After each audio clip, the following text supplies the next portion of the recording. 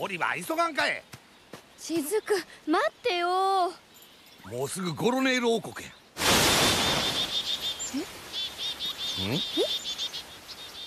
お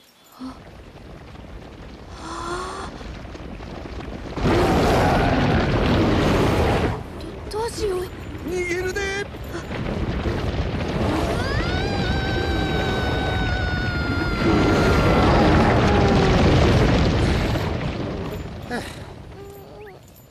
ほな行くでオリバー。待ってよ。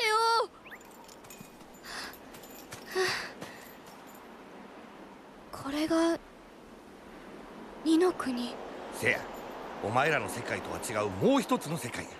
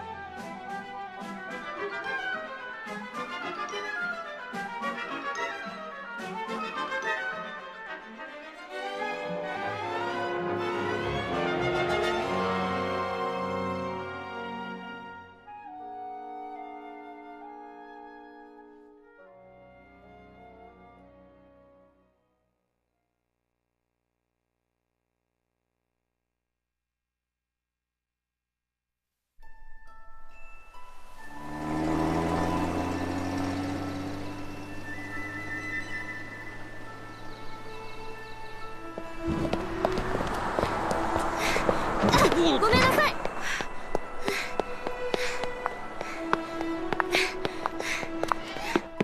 おはようレイラーおばさん。ああ、オリバー、おはよう。今日の分ならそこに置いてあるよ。あ、それと昨日マークが見せたいものがあるって言ってたけど、あったかい？本当？じゃあ手に入ったんだ。それでマークはどこにいるの？今さっき配達に出かけたところだから、まだその辺にいると思うよ。ありがとうレイラーおばさん。あ、お母さんによろしくね。分かった。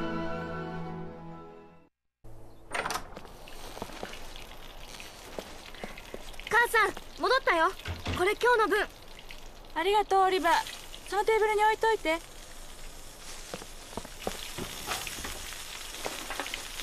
ところでさ母さん。何か言った？母さん明日って何かあったよね。そういえば明日は早くから演奏会の打ち合わせがあったわね。そうなんだ。じゃあ今夜は早く寝ないとね。まあ、そうね。そっか、そうなんだ。何よ変な子ね。さあ早く食べて。早くしないと学校に遅れちゃうわよ。よく噛んでね。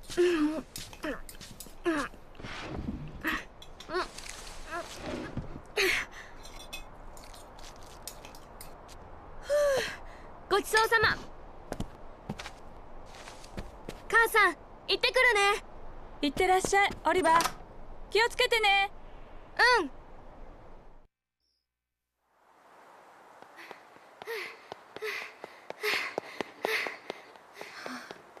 オリバー、こっちだ。見るなよ。なんだよあい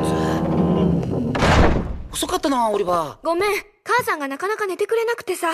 それで完成したの？ああ、最後のベアリングも取り付け完了だ。見るか？うん、見る見る。よっしゃ。じゃあ行くぞ。うん。すごいよ、すごいよマーク。だろ？かっこいい。俺が思うにアグレックス最新型を上回るかっこよさだ。比較にならないよ。じゃあ早速試運転と行くか？ああ。うん。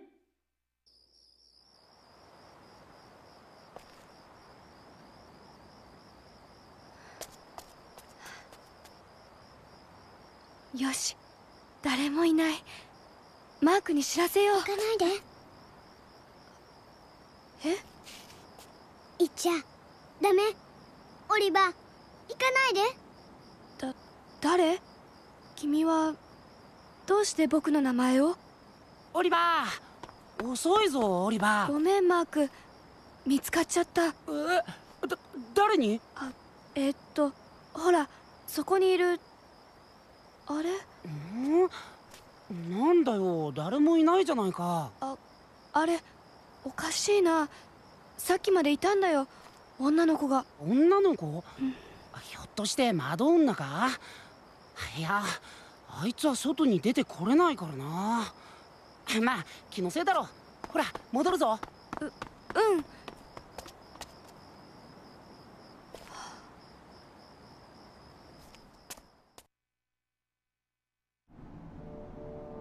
オリバー、世界を救うという少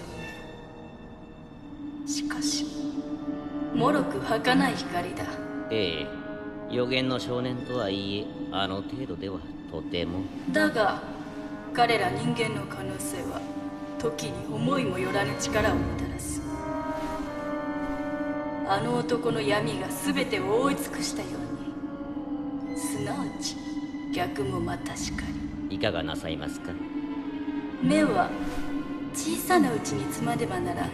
かしこまりました。では早速。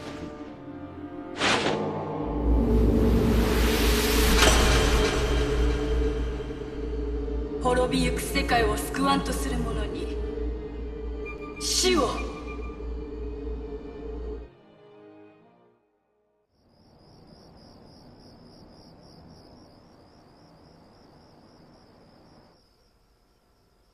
母さん、助けて。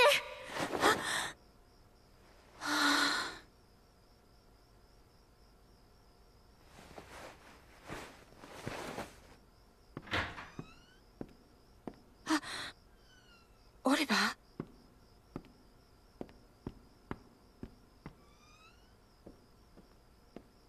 オリバーどこ？オリバー？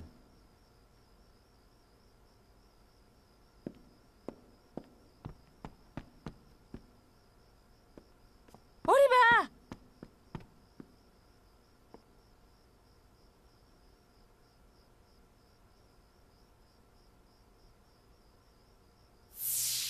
母さん、明日って何かあったよね。そういえば明日は早くから演奏会の打ち合わせがあったわね。そうなんだ。じゃあ今夜は早く寝ないとね。オリバー。オリバー。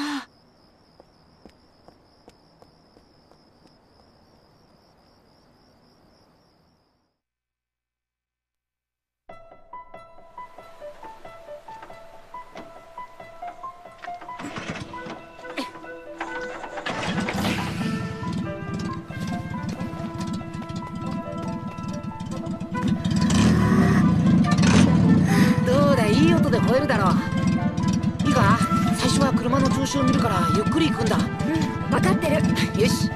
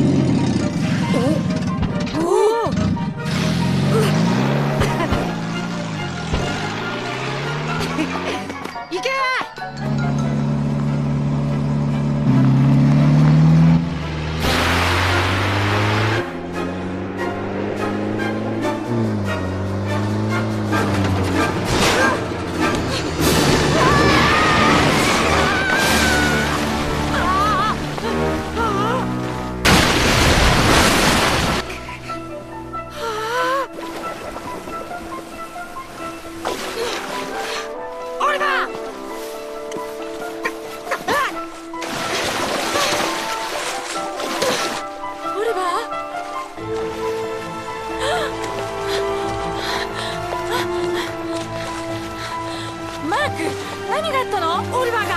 オリバ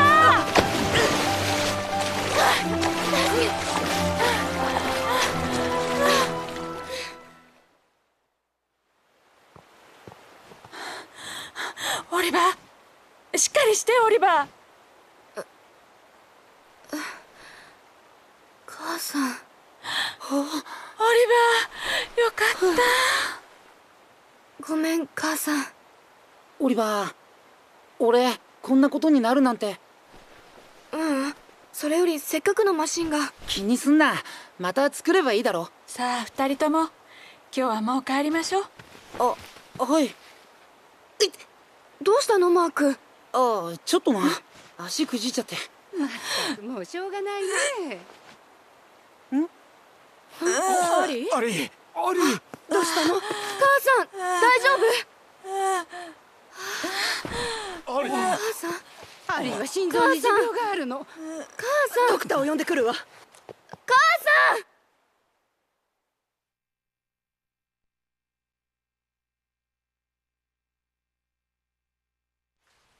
さん。オリバー、私のオリバー。母さん。あなたなら大丈夫。みんなと仲良くね。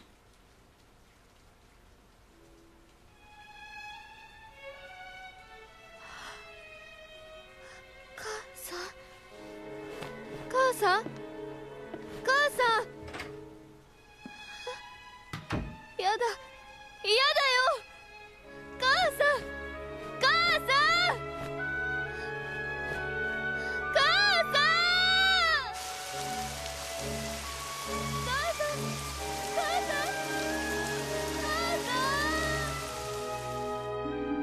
ん。愚かな。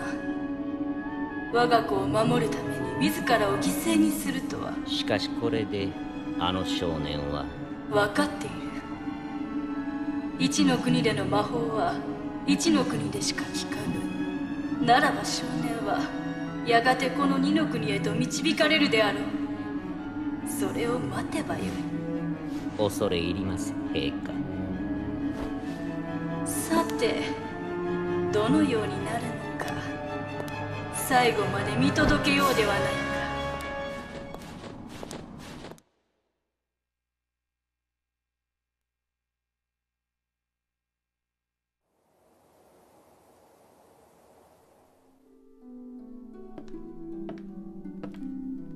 オリバー、おいしいよアップルパイ。ここに置いとくから後でお食べ。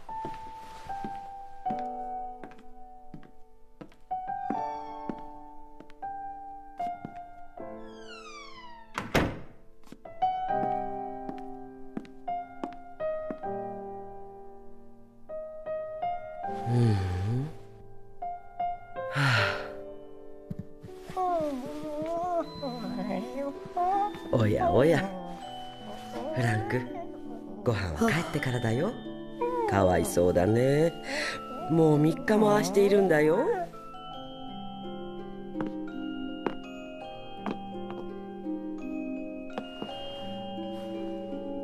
オリバー、母さんは今日からお仕事に行くけど、寂しくなったらこのお人形を母さんと思ってね。母さん一生懸命作ったの。だからきっとオリバーの話を聞いてくれるわ。じゃあお留守番お願いね。母さん。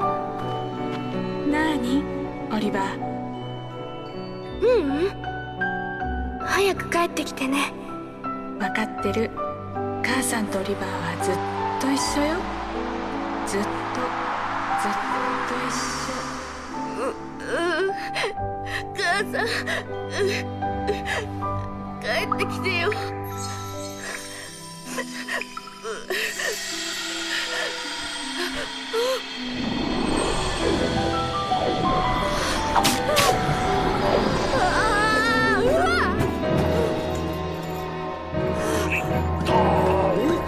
何これ、呪い解けたね。やったー、助かったー。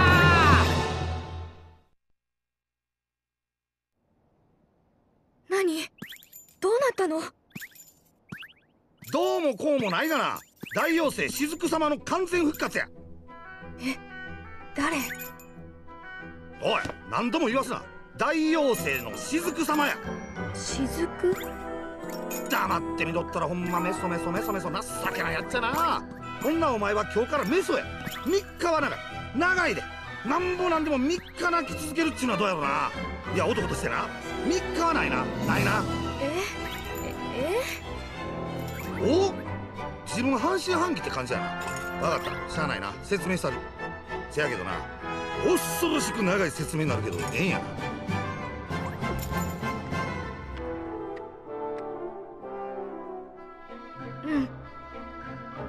そうか、ええんやな。素直でよろしい。その素直さをいつまでも忘れんようにな。ほな行くで。実はな、自分知らんやろけどな、世界は自分のいるこの世界だけではないん。世界にはパラレルワールドっちゅうてな、いくつもの平行世界があるんやな。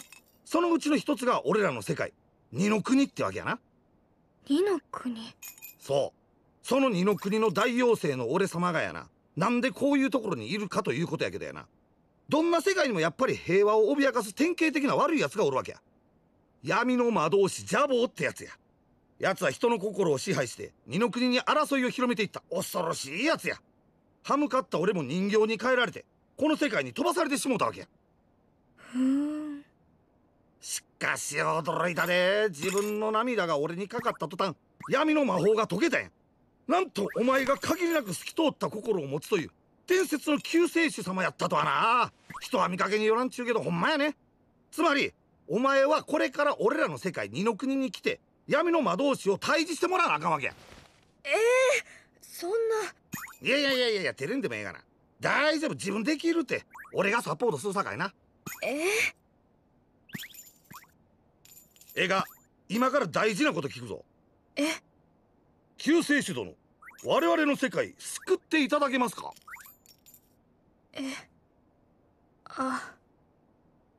嫌です。なんて？自分今なんて言うた？もう一遍言うてみ、もう一遍。嫌です。だって僕にそんなの無理だよ。うわー、これやから素人が怖いわ。自分頼むで。こういう時はさっそうとやな。分かりましたとか、僕でよければ喜んでとか、そういうのパターンやん。パターンやん。分からんかな、ほんま分からんなこの子。だってそんな世界のこと知らないし、こっちはそれどころじゃないんだ。なんでや、おかんが死んだからか？その自分のおかんの写真見せてみ。ええから早よ持ってこいや。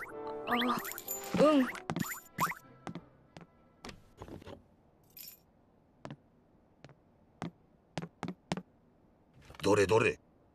おお、これはまさかこんな偶然があるんかいな。どうしたの？賢者アリシア様や。これはお前のおかん救えるかもしれんぞ。どういうこと？長い説明パート2聞きますか？この世界と二の国にいる人々の魂はつながっとる。つまりこの世界にいる人間は二の国にも存在する。同じ魂を持つ者は見た目も似てしまうんや。で、お前のおかんと魂を共有してんのは二の国の賢者アリシア様というわけやな。母さんが賢者様。でも救えるってどういうこと？アリシア様は闇の魔導士ジャボーに戦いを挑んだ。しかしジャボーの力に敗れ邪神の玉に閉じ込められたと言われとる。もしそれが本当やったら邪神の玉に閉じ込められたせいで魂のつながりが切れたんや。邪神の玉からアリシア様を救えばお前のおかんは生き返るかもしれん。本当？確かではないけどその可能性はある。あれ？でもなんで雫さんがそのことを知ってるの？ずっと人形にされてたんでしょ？おほ、質問やな。それはやな、二の国にいる妖精は俺だけやないん。俺が動かれへん間、俺は仲間からの情報を受け取ってたわけや。まあ一般的に言うテレパシーっちゅうやつやね。それだけやないで。俺はその妖精たちにこの世界にいながら指示を出しとったんや。ジャボーのことを探らせたりしとったんや。でや、偉いやろ。お、どないした？僕行くよ。二の国に行く。二の国に行って母さんを助ける。おお、そうか。そやな。動機は不純やけどまあええやろ。それが二の国を救うことになるんやったら何でもええわ。そうと決まったら善は急ぎや。早速行くで。それで二の国ってどうやって行くの？知りたいか。ええやろ、教えたる。まずは魔法やな。誰かに見つかるとまずいよって隠しといた。この家の1階の暖炉の中探してみ。なんで暖炉の中なの？とにかく暖炉の中や。さあ行くで。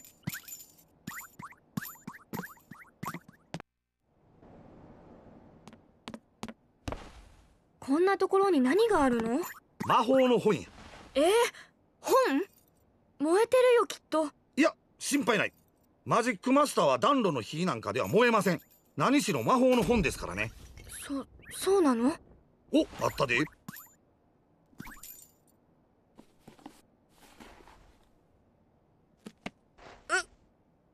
これが魔法の本？せや、正確には魔法指南書マジックマスターや。マジックマスター。ほら、早速二の国へ行くための魔法を使うとするか。どうしたの？魔法の杖ないんか。魔法を使うには杖がいる。これ常識やろ。そんなものこの家にはないよ。めんどくさいけど仕方ないな。外に魔法の杖探しに行くで。外にもないと思うけど。から行くぞ、メソ。メソ？僕はオリバー。メソじゃない。さっき決めたって言うてるやろ。お前はメソや。もう。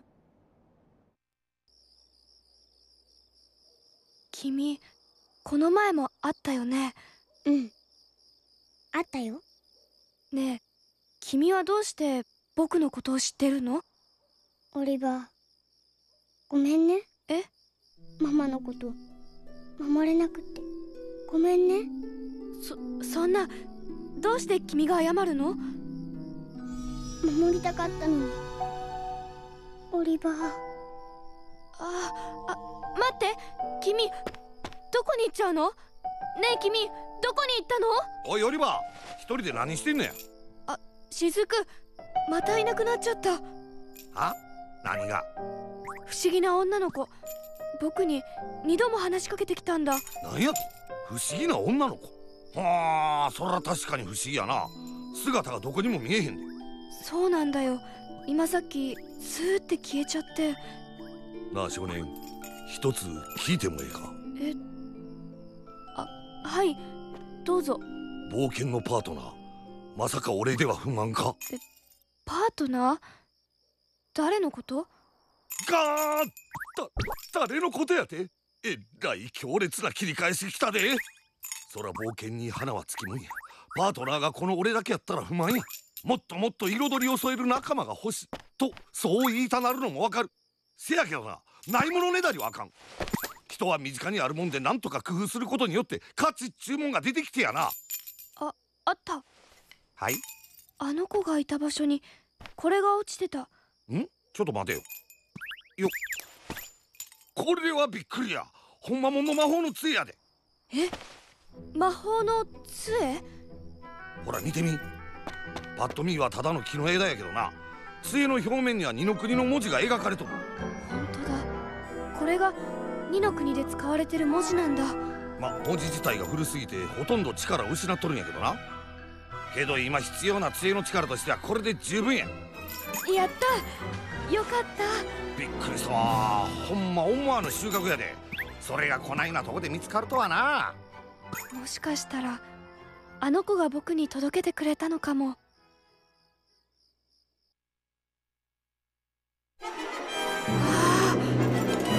っしゃ、いけるで。その調子や。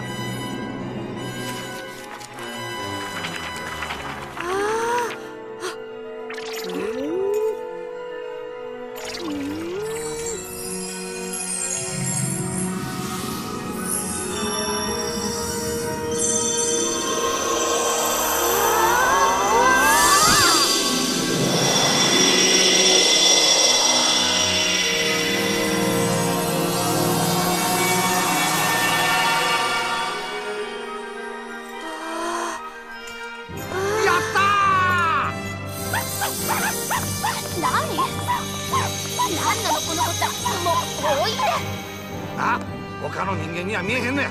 ほら。ほなら行くでメソ君。もうオリバーだよオリバー。メソにしてはまあまあ上出来やな。もう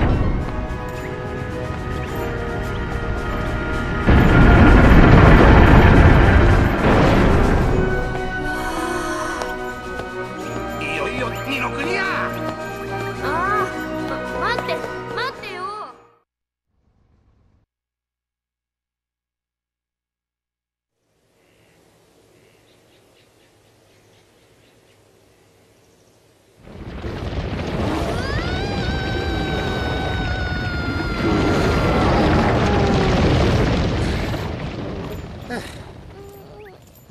ほな行くでオリバー。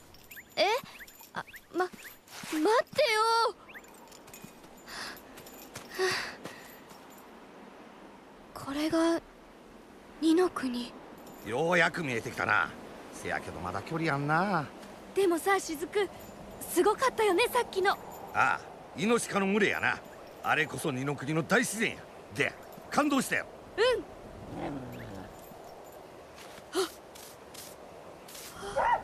やってよった、魔物や。うわー、どうするの？さっきのイノシカとはちゃうで。見てみ、襲ってくる気満々や。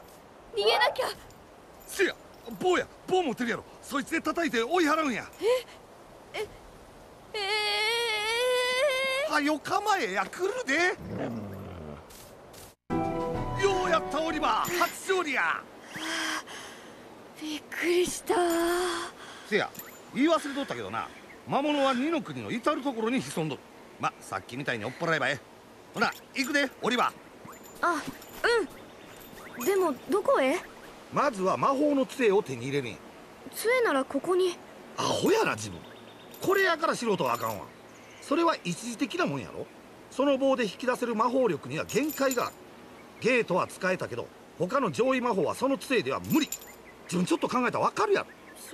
そうなんだ。言うてたやろ、この先にゴロネール王国っちゅう国がある。その国やったら運が良かったら一つくらいどっかに残ってる可能性はある。魔法の杖ってそんなに貴重なものなの？いやー、昔はぎょうさんあったんやけどな。闇の魔導士ジャボーが現れてから魔法自体撲滅されてたんだ。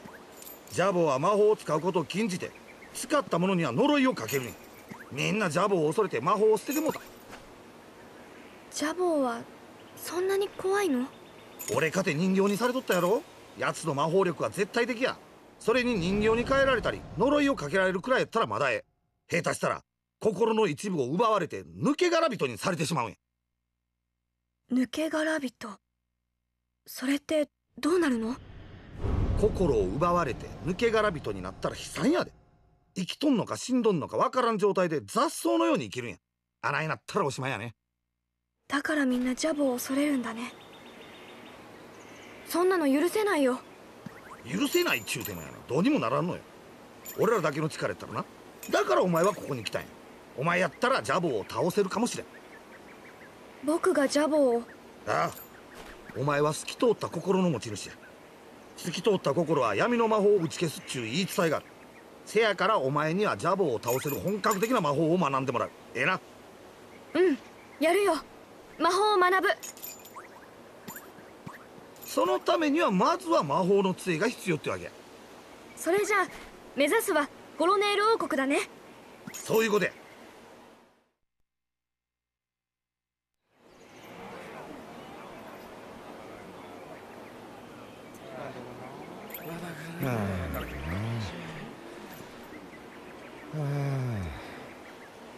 どうやら門番は抜け殻人になっとるようやな。抜け殻人。前にも言ってたやつだね。せや、抜け殻人っちゅうのは心の一部を奪われた者たちのことや。心の一部を失うと人としての本来の機能を果たさんようになる。誰に奪われたの？決まっとるやろ、ジャボーにや。ジャボーは自分に歯向かう者とか自分にとって危険な者たちを次々に抜け殻人にして戦う力を奪っていったんや。でもこのままじゃゴロネール王国に入れないよ。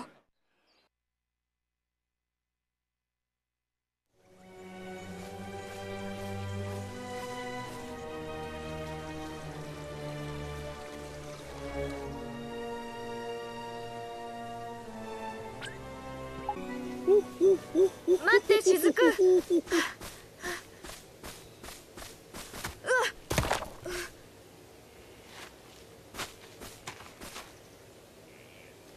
なんだお前たちは。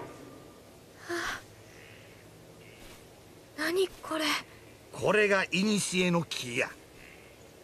久しぶりでんな旦那。雫か。わしに何の用だ。いや一の国から客人が来ましてね。ほんでもって旦那にいろいろとお力を貸していただきたいと。お前はいつも困った時にだけやってくる。まったく調子のいいやつだ。すんません、旦那にはいつも感謝してます。しかしその子は。長老もお気づきになられましたか。透き通った心の持ち主か。透き通った心は闇を打ち払う。雫、まさかお前。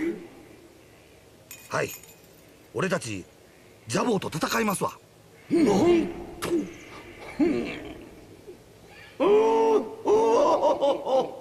相変わらずバカなやつじゃ。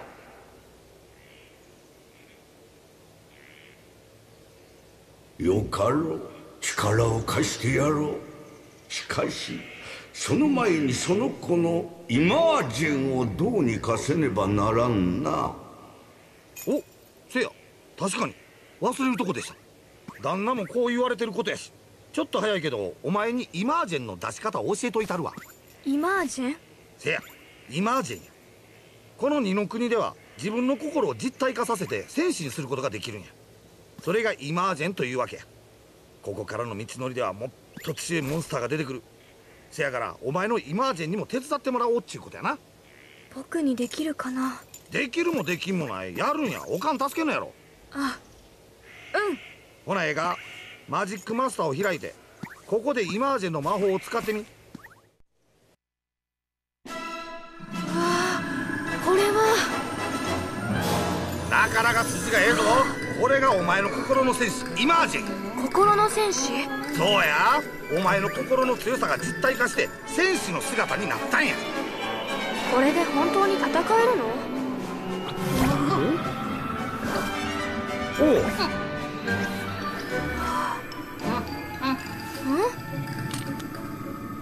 見て。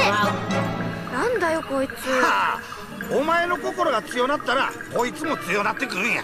わ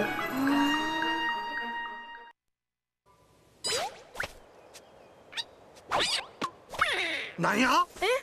くそ、また来たんや。早速戦うでオリバー。これどうするの？戦いのイメージを頭に思い浮かべるんや。そしたらそいつも戦ってくれる。わかった。戦いをイメージやってみる。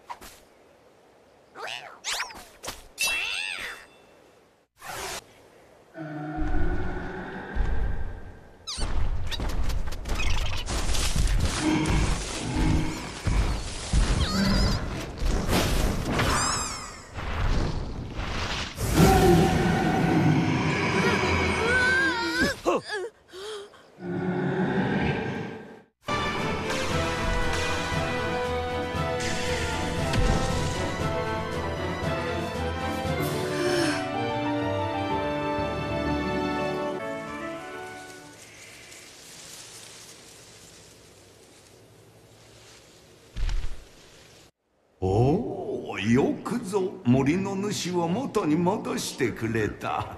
あれもしっかり見つかっておるぞ。その前に礼代わりのプレゼントじゃ。プレゼント？おお、感謝です。わしの親友ロックストーンを預けよう。わしに負けず劣らずの知識人じゃ。旅の案内人となってくれるだろう。ストーン先生とでも呼んでおけば機嫌よくいろいろと教えてくれるだろう。そしてもう一つがトレビ。お前たちが求めておったものだな。これは人の心のかけらを入れる入れ物じゃ。抜け殻人を救うにはこのトレビンと心を受け渡す魔法が必要になる。共に授けようぞ。長老様、ありがとうございます。おお、きちんとお礼が言えるいい子じゃ。それに引き換えなんですの？ちゃんと言いますがな。ありがとうって、ありがとう。相変わらずじゃのう。まあよい。では行くがよい。それと少年よ、たまにはここに戻ってきてこの長老に旅の話を聞かせてくれ。それが楽しみでここで待っておるからの。はい、長老様。ほな行こうか。ゴロネール王国に戻るで。あの門番を元に戻してやらんとあかんからな。うん。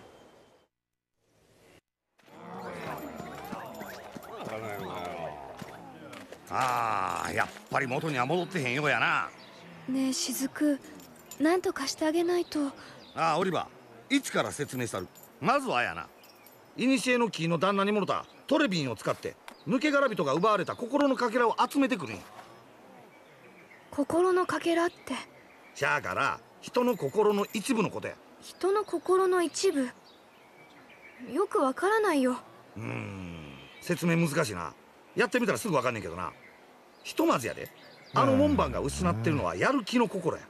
それを探してきて与えたらあいつは救われる。でもそのやる気の心はどこにあるの？俺、もう一人の門番見てみ。よっと、恐ろしいまでのテンションの高さやろ。あいつはきっと有り余るやる気を持ってるに違いない。あのもう一人の門番からやる気をいただくんや。分かった、やってみるよ。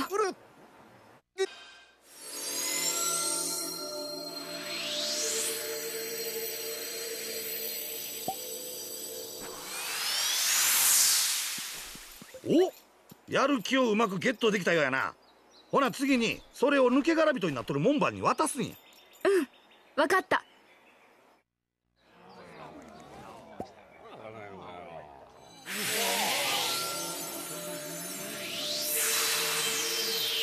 おお、やったで、成功や。お、どうやら気がついたようやな。俺はどうしたんだ？なんでこんな。おお、お前もしかして正気に戻ったのか？ああ、なんか不思議な気分だ。心につっかえていたものが取れたようなすっきり感だな。そうか、よかった。心配したんだぞ。今まですまなかったな。さて、体調も戻ったことだし、これまで以上に働かねばならんな。なら早速、他の土地からやってきた者たちが王国内に入れてくれと申し出ている。入国審査担当のお前の出番だぞ。よし、ここへ参れ、そこの者ども。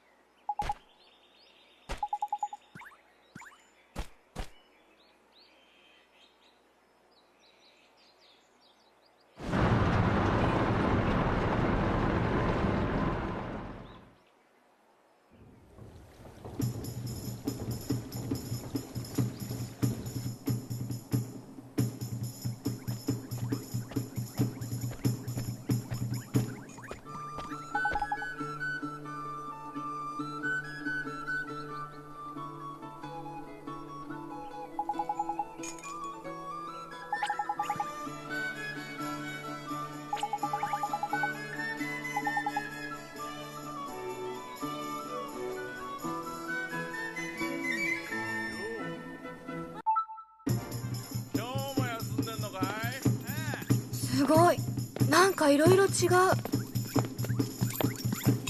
キョロキョロすんな。みんな珍しい服を着てるよ。珍しないわい。珍しいのはお前の方じゃ。変なの、変な格好。なんだそんなに変かな。おい、その一の国の変な服は早いとこ着替えんと。オリバー、行くで。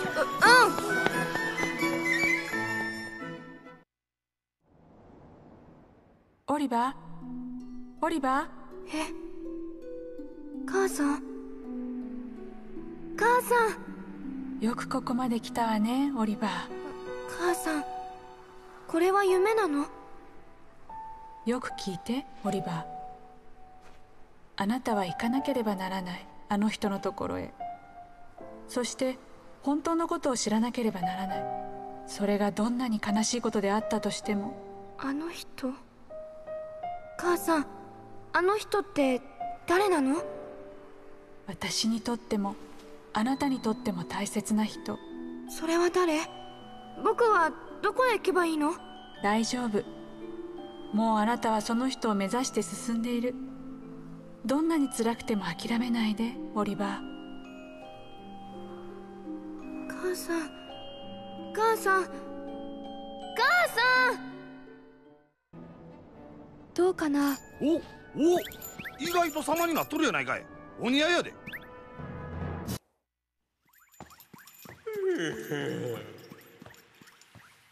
はじめまして、国王様。お前たちか？ミーの大切なものを届けてくれたのは。はい。そうです。それで帯は何がいいのだ？言うてまえて。遠慮はいらぬ。何なりと申してみよう。それは。はよ申せ。国王様の持つ魔法の杖です。魔法の杖とな。お前は一体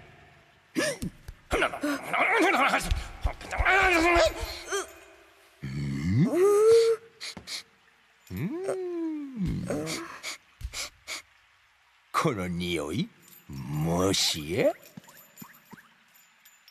お察しの通り、この者は一の国の者。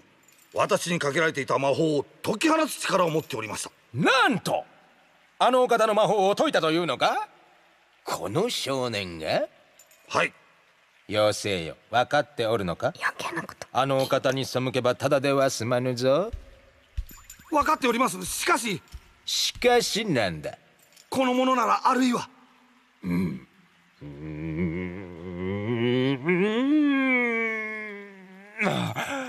ーには関係ない。杖はやらん。もう下がるがよい。雫、杖はもらえないの？のようやな。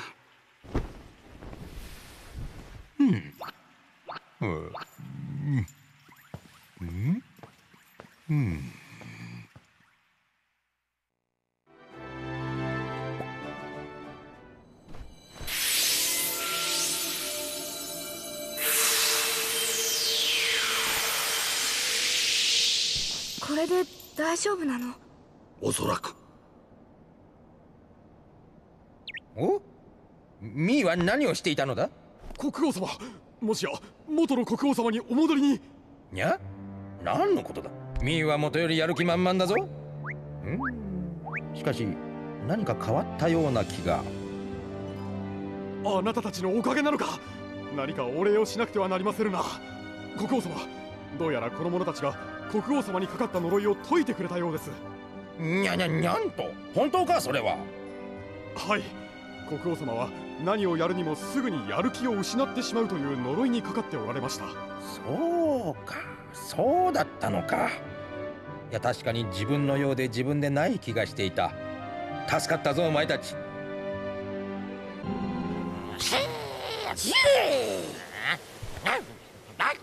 国王様、助けに来ましたで。お前たち、杖は取り返したぞ。あら、国王様さらわれたんとちゃいますの？おのれ、卑怯だぞ。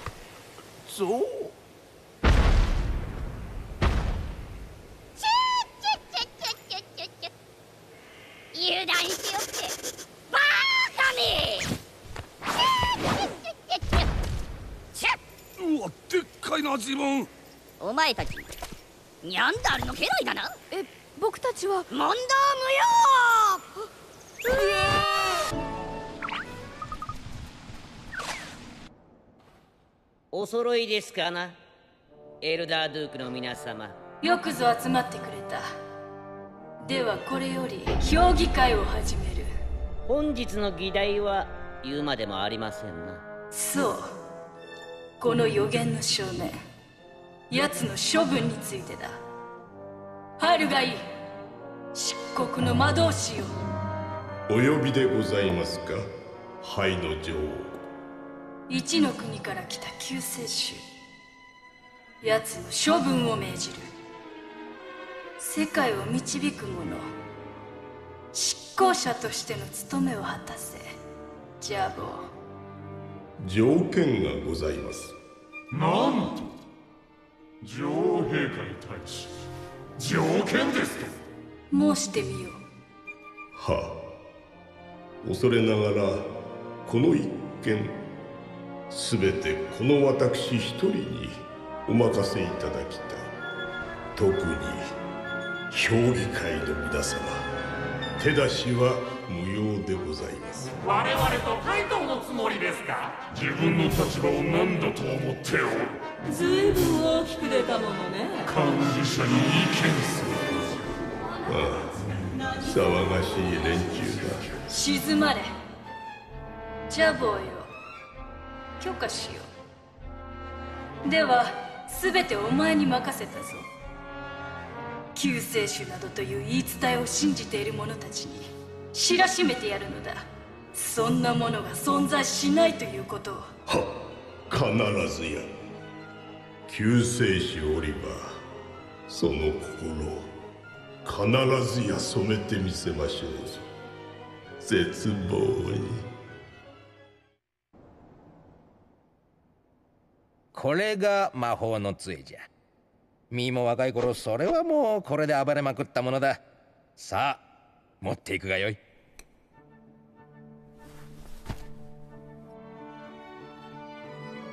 ありがとうございます、国王様。このことがあのお方に知れればミーもお前もただでは済まない。しかしお前にかけてみたくなった。お前のそのまん丸の目にな。あのお方ってジャボーのことだね。そうはっきりと言ったらまずいじゃないか。まあそうだな。国王様、オリバーに杖を渡した以上もう後には引けまへんで。まあそうだな。国王様、僕はきっとジャボーを倒してみせます。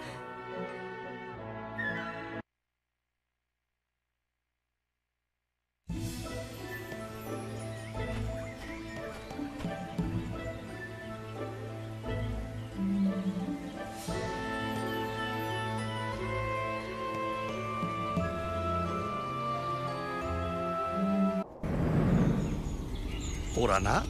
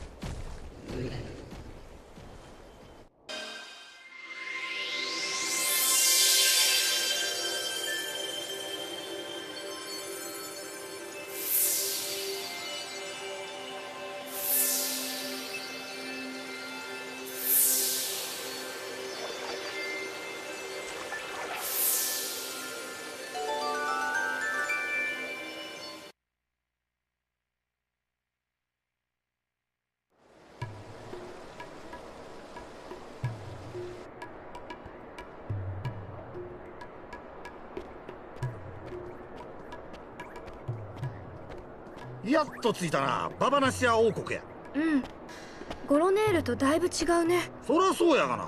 ここは砂漠のど真ん中にある国やからな。でもなんかいい匂いがする。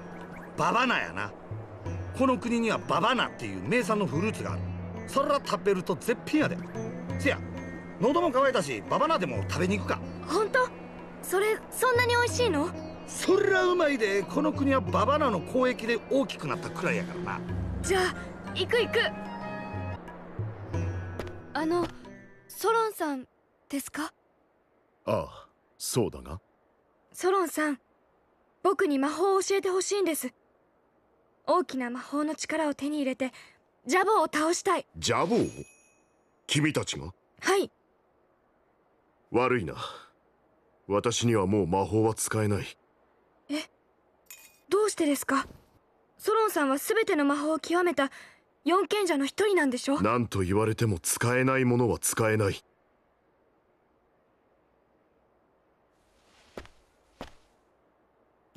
君は何ですか？あなたたちは誰？まさかこの子抜け殻人か。ジャボーに心の一部を奪われた。私のせいだ。私がジャボーに逆らったためにこの子はこんな目に。だから私はもう戦うことをやめたんだ。この子をこれ以上苦しめたくない。この子と二人穏やかに暮らしていくことにした。ソロンさん、違うと思う。苦しんでいるのは心を奪われたからじゃない。ソロンさんが戦いをやめて全てを諦めてしまったから。だから彼女は苦しんでる。何？わかるのか？なるほど、そういうことか。私に協力してほしいからわざとそういうことを。帰ってくれ。そっとしておいてくれ。誤解です。そんなつもりは。聞いた通り、確かにあの子はジャボーに心を奪われてるようやな。じゃあ探しに行こうよ。あの子に必要な心のかけらを。いや、あの子の場合はちょっと特別なんや。あの子の心の輪郭が見えへん。どういうこと？あの子はな、心のかけらを奪われてるだけやない。自分自身で心を閉ざしとるんや。まずは心の輪郭を見えるようにせんと、心のかけら持ってきても始まらんで。どうすればいいの？お前の世界や。あの子が心を閉ざしとる原因は、お前の世界の同じ魂を持つもう一人のあの子にあるようやな。一旦戻ってもう一人のあの子を探すんや。やってみる。そうと決まったら一の国に戻るぞ。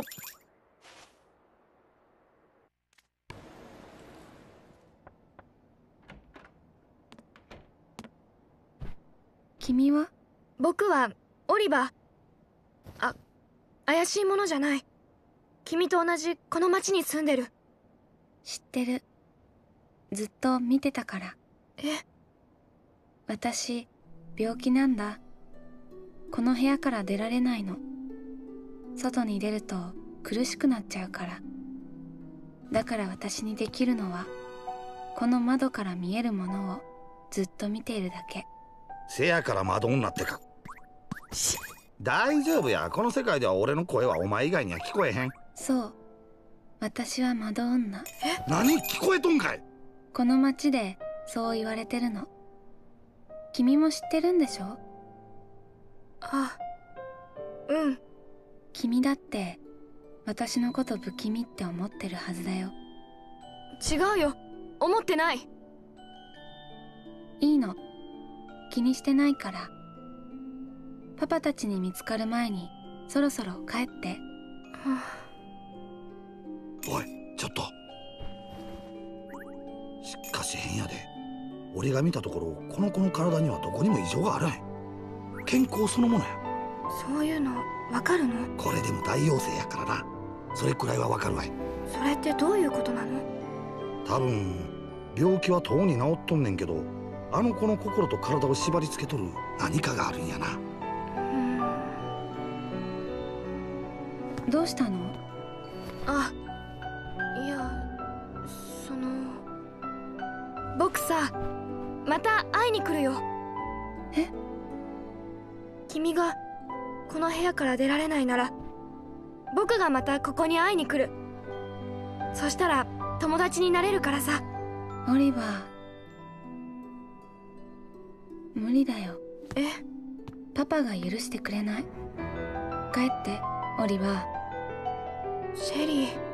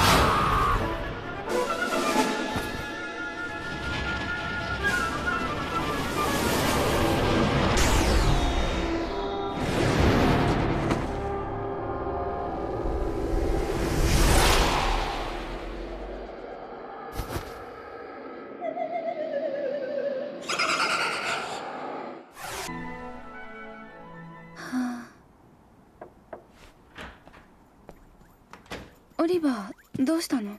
いや、パパに見つかったら大変。一緒に行こう、シェリー。外に出るんだよ。君の病気はもう治ってる。無理だよ。外に出ることを考えただけで胸が苦しくなってくるの。シェリー、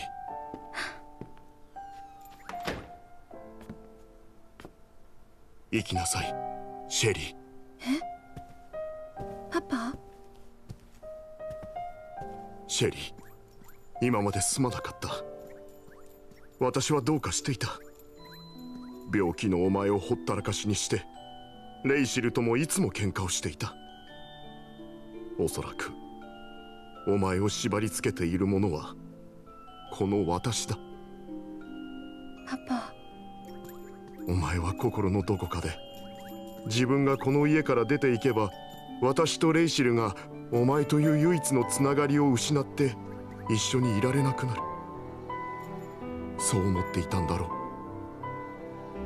だからお前は、お前の体は無意識にこの家から出ることを拒んでいたんだ。パパ、私。もう大丈夫だ。パパもママもな。パパ。シェリー、パパを許しておくれ。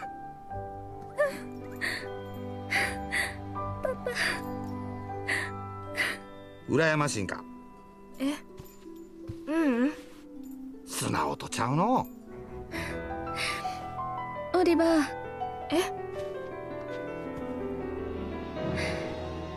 私、勇気を出して外に出てみる。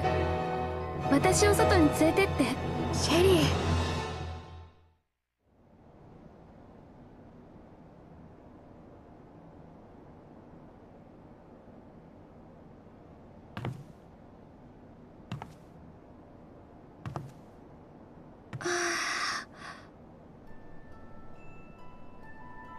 シェリー。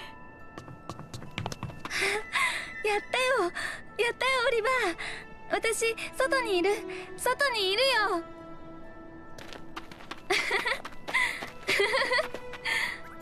なんや、気分やな。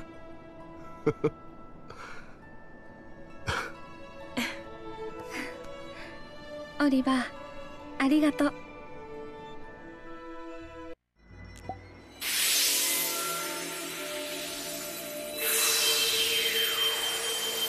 なんだこれは。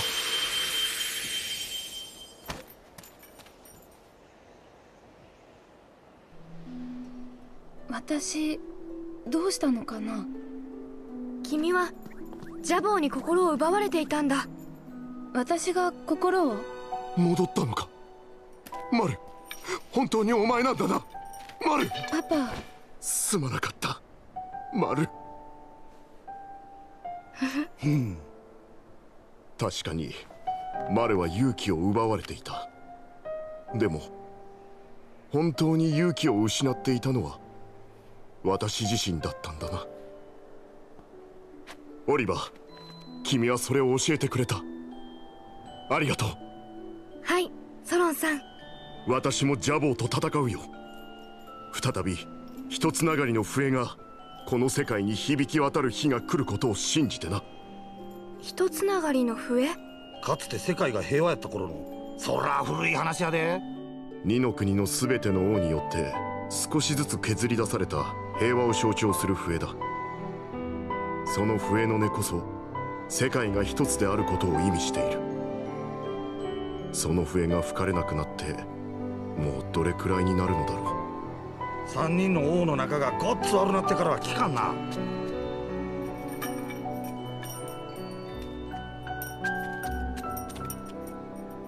やろうよ。もう一度あの笛の音を鳴らそう。私たちの手で。ああ、そうだな、マル。私もやってみるよ。オリバーたちと共に。ありがとうございます、ソロンさん。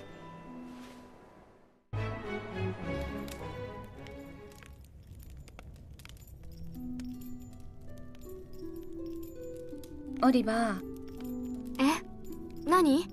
オリバーはさ、なんで旅をしてるの？ジャボーを倒すなんて普通の子は考えないよ。そうだね。母さんを助けたいんだ。お母さん？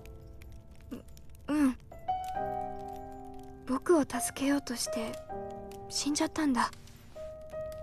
でも雫がその原因はこっちの世界にあるって。じゃあお母さんを助けるための旅なんだ。そうだね。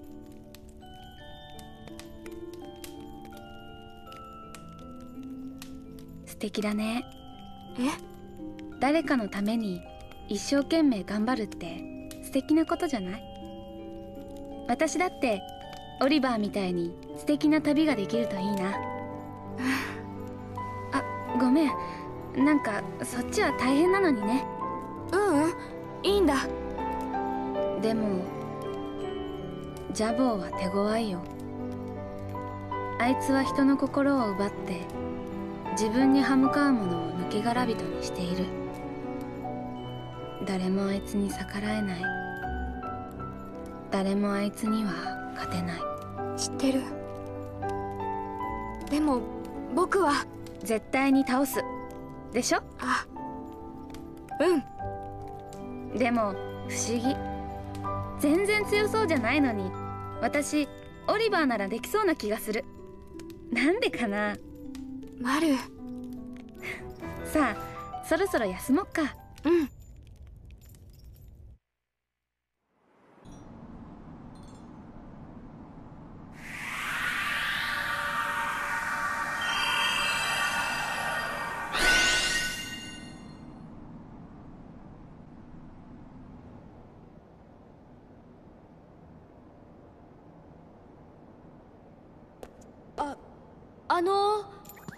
このお方が仙人様か。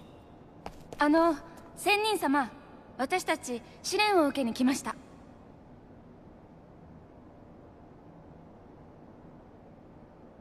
ほら、仙人様じゃないだすよ。バカ者。仙人はわしじゃ。そっちは弟子の城主じゃ。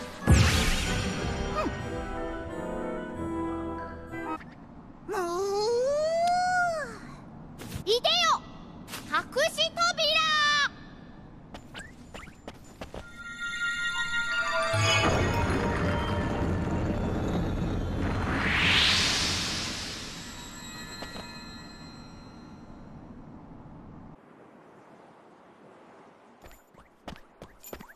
ここが最後の試練。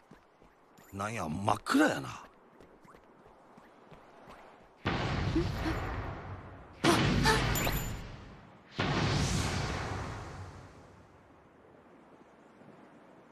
オリバー、あれ。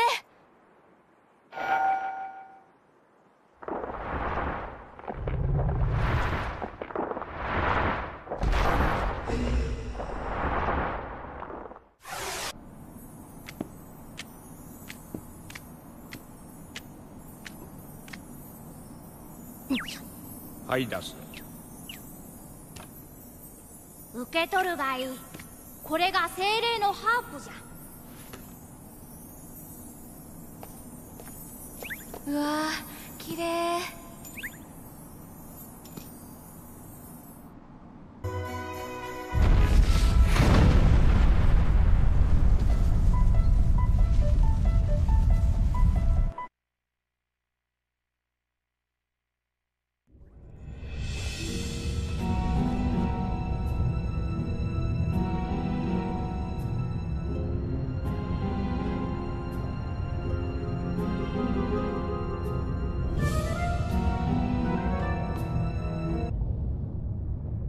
やはり来たね、坊や。あれはジャボーや。ジャボー？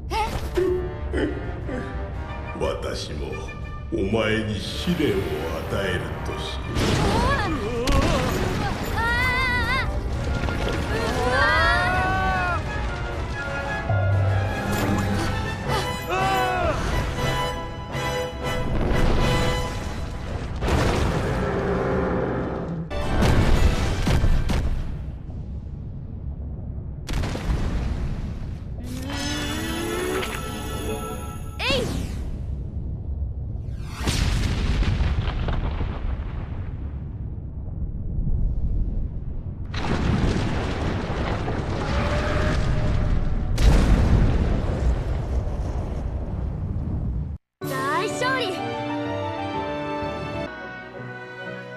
ちそうさまでした。砂漠のオアシスカレーです。うわー、いい匂い。ほんと、とっても美味しそう。もう我慢できん。お先にいただくで。そうだね。じゃあいただきまーす。うまっ。ビーフと野菜とスパイスが一体になって絶妙なハーモニーを奏でとるで。まさに砂漠でオアシスを見つけたような幸せな気分になれる味やな。ほんとだ。具もとっても大きくて美味しいね。皆さん驚いてますね。秘伝のスパイスが効いていて辛さの中にも奥深い味わいがあるでしょ。ビーフをじっくり煮込んで柔らかく仕上げてますし、って全然効いてませんね。まあでもまだまだたくさんありますからね。どんどんおかわりしてくださいよ。もちろん。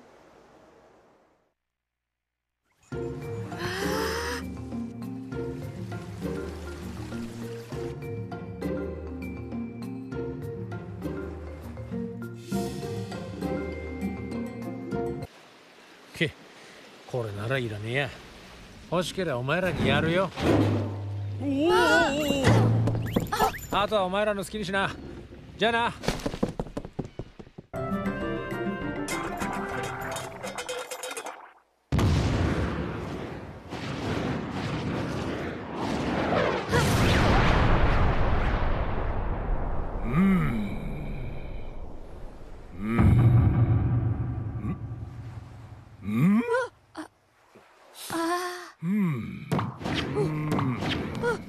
小さいの。まあよい。汝が主にふさわしきものか直々に見定めてくれようぞ。だどこだどこだ。さあ参れ。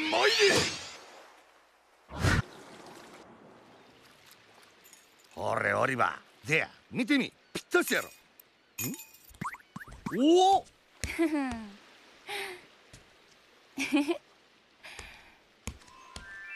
どうかな。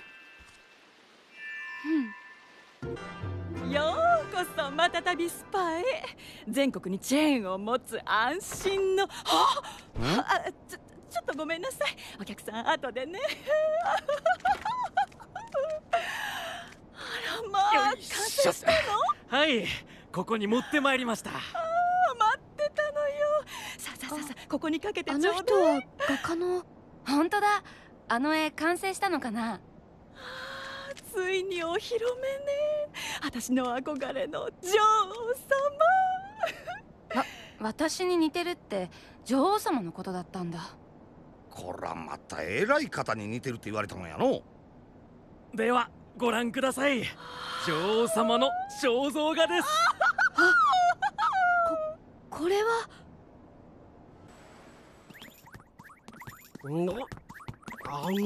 おばさん、何を食べてるのかしら。チーズだ。おばさん、チーズを食べてる。そうよ。お店のチーズはね、一つも売り物じゃないの。全部私のおやつなのよ。おいオリバー、もたもたしとったらこの晩全部食べてしまいよるで。ひとかけらでもええから分けてもらうんや。おばさん、お願い。僕にもこのチーズちょうだい。いくらオリバーの頼みでもこれだけはダメよ。ちょっとだけだって。ちょっとだけでいいから。何しとんねん、もっと引っ張らんかい。絶対ダメなの。立ちなよ。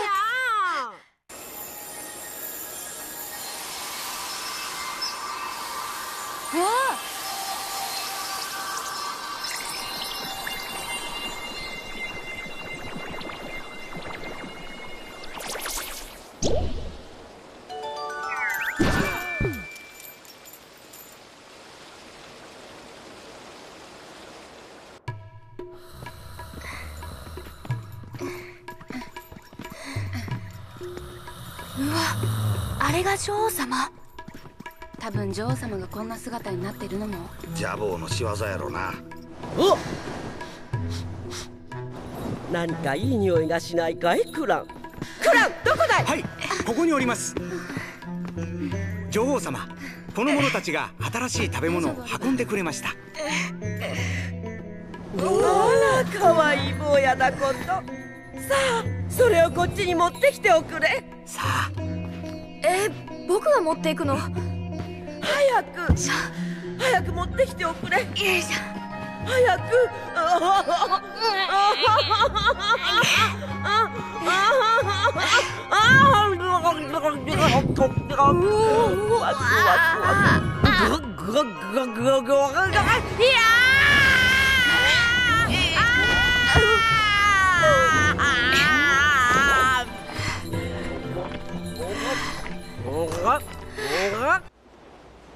やっぱりチーチーは最高よね。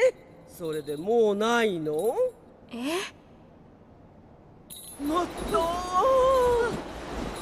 とちょうだい。女王様、このまま食べ続けたら体がパンクしてしまいますよ。クラン、私は食べたいの。そう言われましても、私は女王様のお体を考えて。どうやら女王様も抜け殻人やな。でもそんな感じせえへんけどな。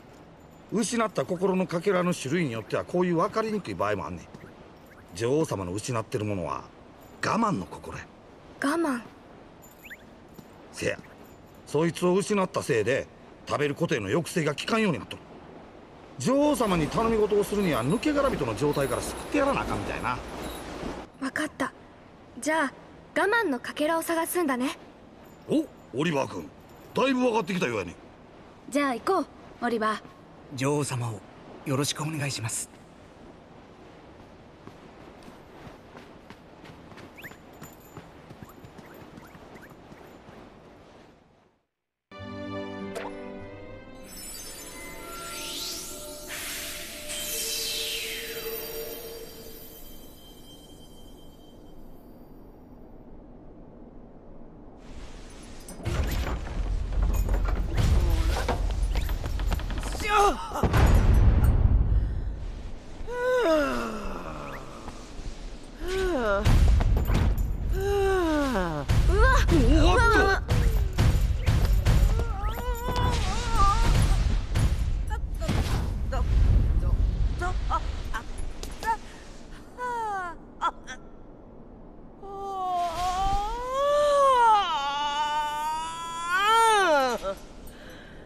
なんか身も心もすっきりした気分だわね。一体どうしたのかしら。女王様の心の病をこの者たちが治してくれたのです。これでもう女王様は食べる欲望から解放されることでしょう。あら、そう。でも相変わらず美味しいものは食べたいけど、でも不思議ね。前ほどは我慢できなくはないわね。安心いたしました。これでバマナシアも再び元の姿によみがえることでしょう。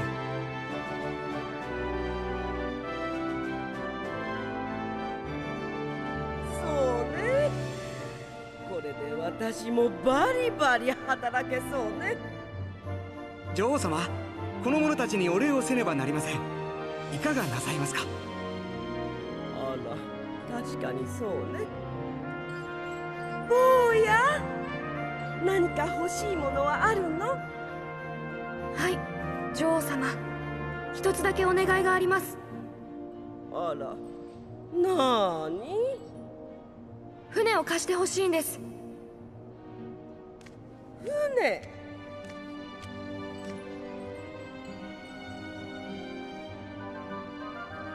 ああ、南の海に置いてたプカプカのことね。いいわ、どうせ使っていないし、プカプカはあなたにあげる。ビッキーニの管理人に力になってくれるようお手紙を書いてあげるわね。本当ですか？ありがとうございます。おお、儲けたな。でもあなたのような坊やが海に出て一体どこに行こうというの？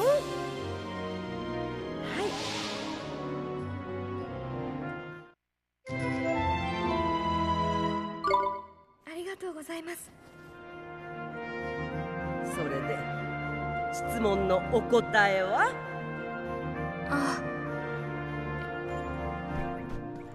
話したれ。僕たちは賢者様を探しています。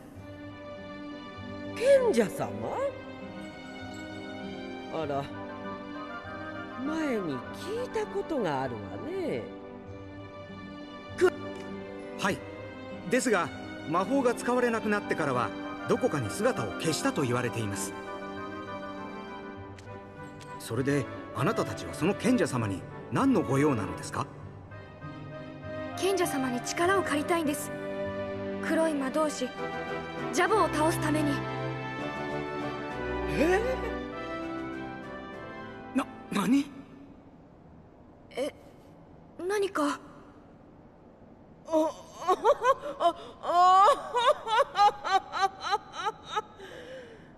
面白いわね、坊や。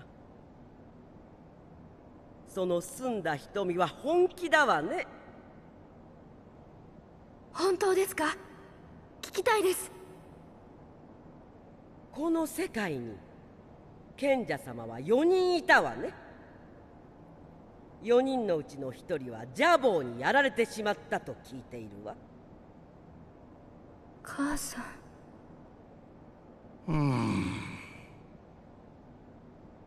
でも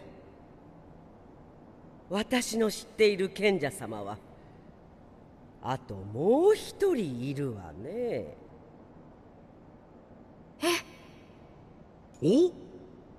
もう1人の賢者様は私の嫌いな軍隊の国防具帝国にいるわ。それがかなりの美男子なのよ。そういえば私もブロマイドを持っていたわね。クラン。なんやこの番。これでミーハーなんか。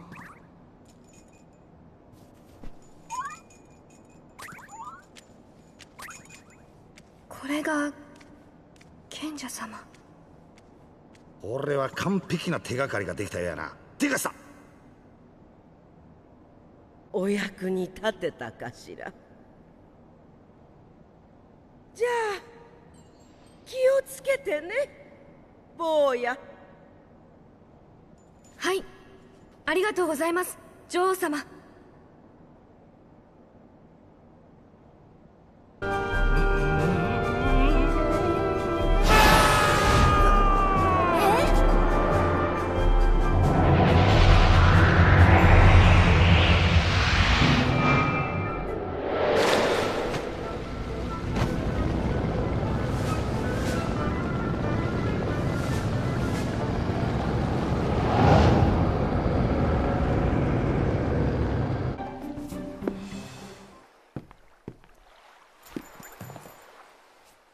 それ返してよ。なんだよ、どうせただの肖像画だろうが、そんなにムキになんなよ。それは大事なものなんだ。そっちこそなんでそんなもの盗むんだよ。こんなものが出回ってると少々都合が悪くてな。じゃあ分かった、こうしよう。俺が金で買ってやる。それでいいだろ。ダメだ、絶対売れない。それは必要なんだ。おお、どう必要なのか話してみろよ。話したら返してくれるの？さあどうかな。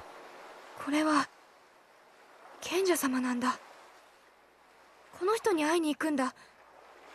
ジャボを倒すために。おい、お前今なんて言った？ジャボを倒すんだよ、みんなの力で。賢者様に大きな魔法の力を学ぶためにやな。このオリバーは頑張っとるっちゅうわけや。さあ話したよ、返して。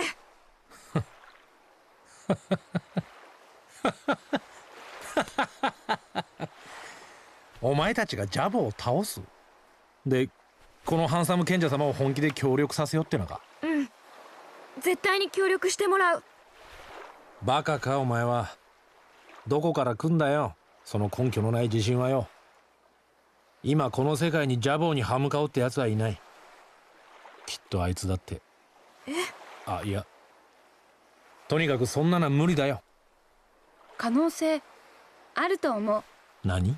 オリバーは私の父ソロンを目覚めさせてくれた。そして私も。ソロン？まさかあの大賢者のソロンか？ソロンは今や本気でジャボーと戦おうとしてるんやで。本当か？ソロンが？本当だよ。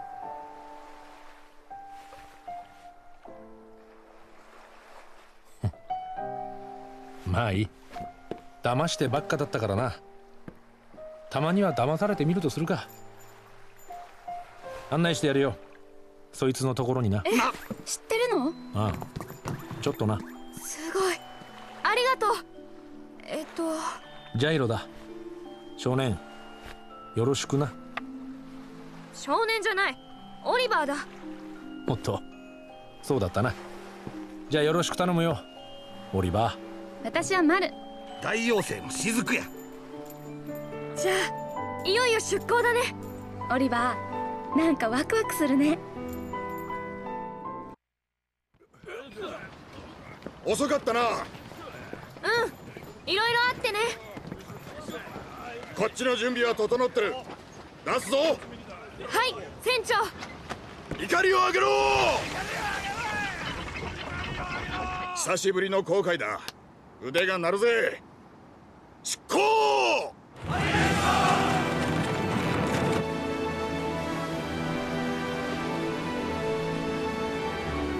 動いた。ワクワクすんな。めんどくさそうだな。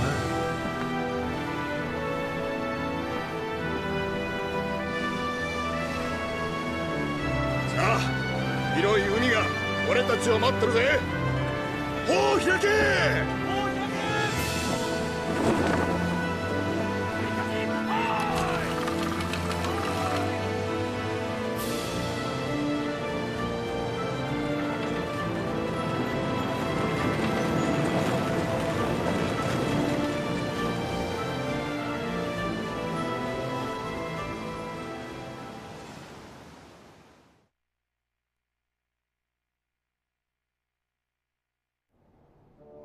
ジャボー殿、手こずっておられますな。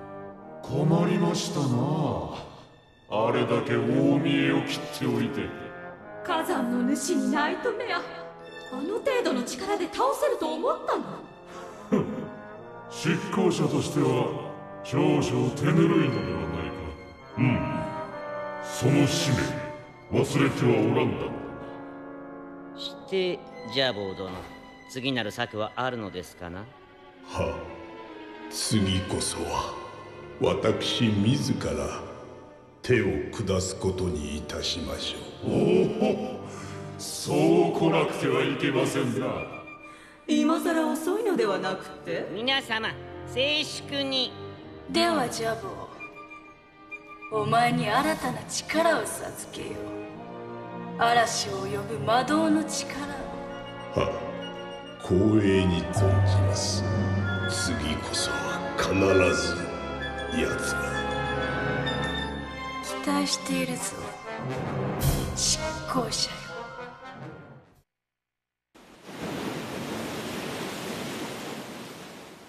見えてきたな、レカ大陸や。もうすぐ次の賢者様に会えるんだね。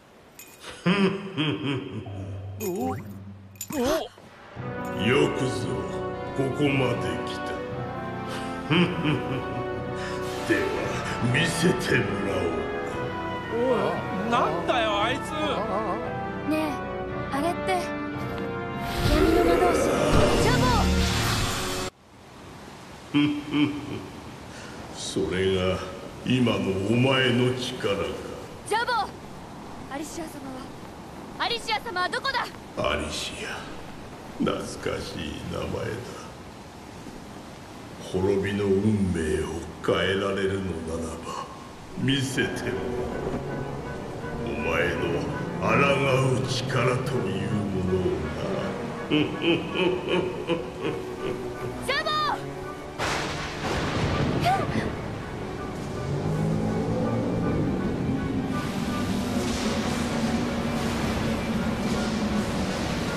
何何やあのでっかい目ん玉。こっち見てるよ。ドクロメだ。ドクロメ。魔法の竜巻だ。この海域は出ないはずだぞ。もしかしてさっきのジャボーの魔法。間違いないで。しっかり捕まれ。あの目に睨まれたらおしまいだ。もう睨まれてるって。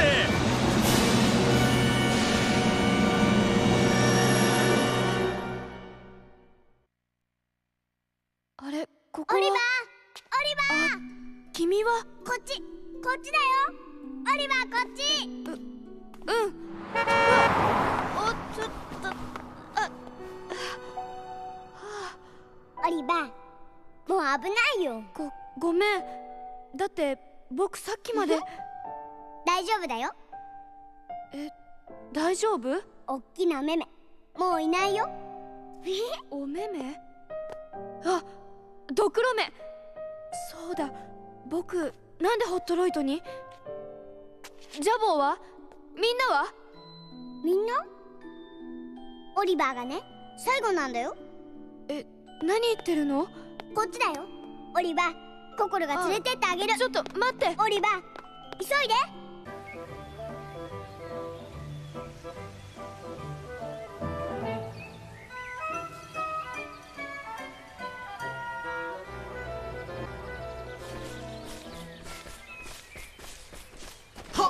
この子はあれよな。あ、この声もしかして。も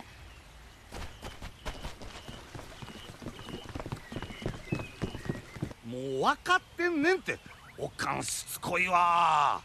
せやかてほらあんたあれや、あの子と一緒におったやろ。どないしたんあの子。ここまで出かかってんねん。出かかってんねんで。ほらあれやあれ。どこまでやねん。もううっさいな。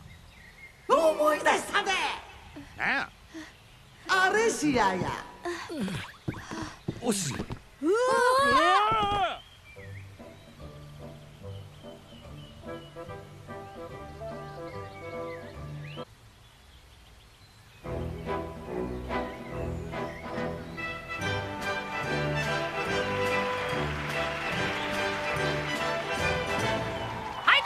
ニコニコプチプチです。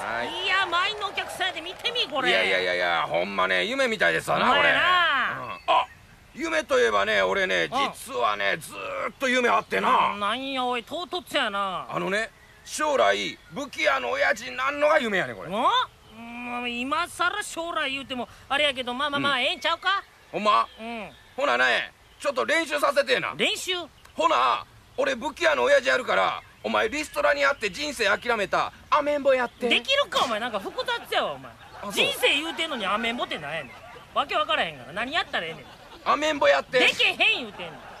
ええがなこのままで。そのまま嫌やわ。いや、ええがな。アメンボやったらお前大体いける範囲決まってくるやろ。アメンボもっとスラーっとしてるで。スラーっとしてる。俺らはお前生まれた時からこの形しとるかなお前。だからほんなら行くから、俺がお客さんとして武器屋に。だからお前親父やったらええがな。わかった行くで。どんどん、すいません、ガチャ。どんどんガチャ。ここどこやねんお前。なんでなんか中身ないやないか。おっさんやがな。おっさんやないから武器屋の親父せえや。武器屋の親父。行くぞ、どんどんガチャ。すいません。はい。ちょっといろいろ武器見せてほしいんですけど。ああ、それやったら隣やで。ややこしいな。親父や。そんなとこ間違いへんすよ。親父やってんねん俺。違うねん、武器屋のや。お前がやりたいんやろ。やってるよ。いや、お前がやってる親父や。親父や。わかった。ただの親父ちゃうな。そうや。ごめん。武器屋の親父やで。どんどんガチャ。すいません。ちょっと武器見せてほしいんですけど。武器ってどの武器ですか？いや、どの武器言われてもね、ちょっとなんか使いやすいのとか強そうなんとかそんな武器。私もね、正直わからないのです。いや、正直わからないって言われます。すいません。不器用なもんで。やかましいわ。不器用な親父やってる。いや、武器器用みたいな。いややわ。おほほ、笑てる。しずく兄さん、準備できてますね。お前ら乗り込むで。乗り込むって何に？行くで。おかんの中にドカンと殴り込みや。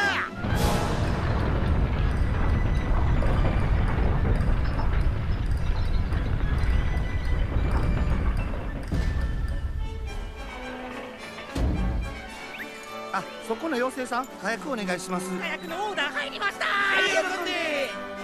よっしゃ兄さん、行くでー。はいやー。熱々。3、2、1、いけま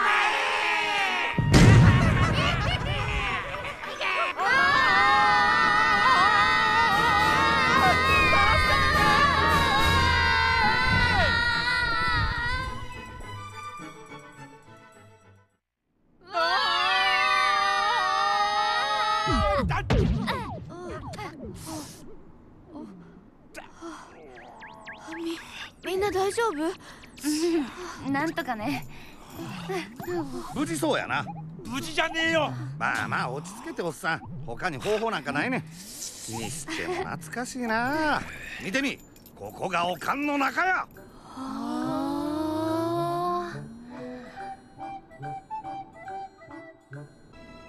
よっしゃ、ジュニアも行くで。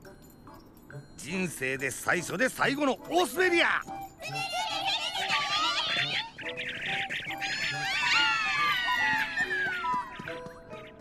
お前らも来い。よいしょ。おお、ちょっと。やっと。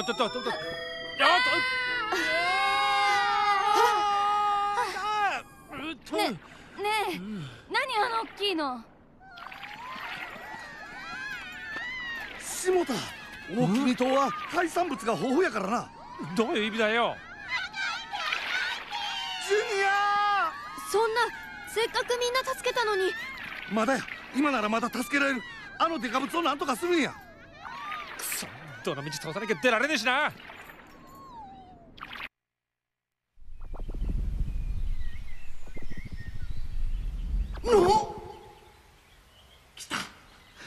来たわー。生まれるで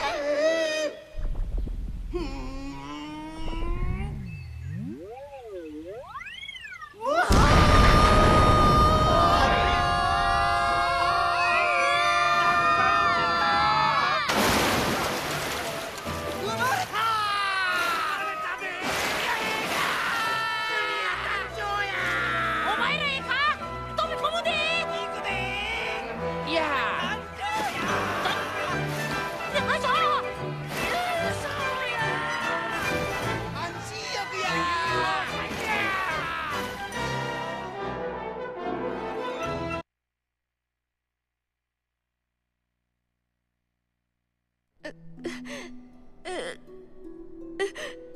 あら、どうしたのオリバー。マークが。あらあら。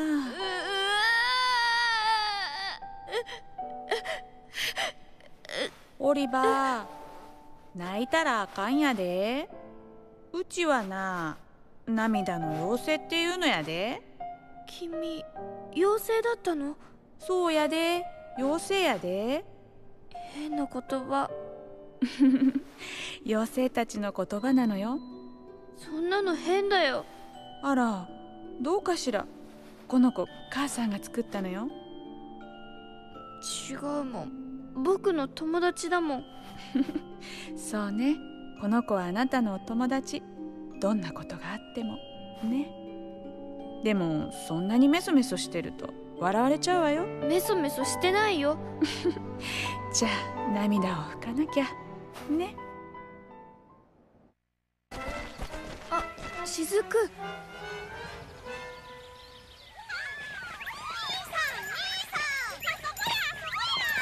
もうお前ら懐くなこら。お前もう。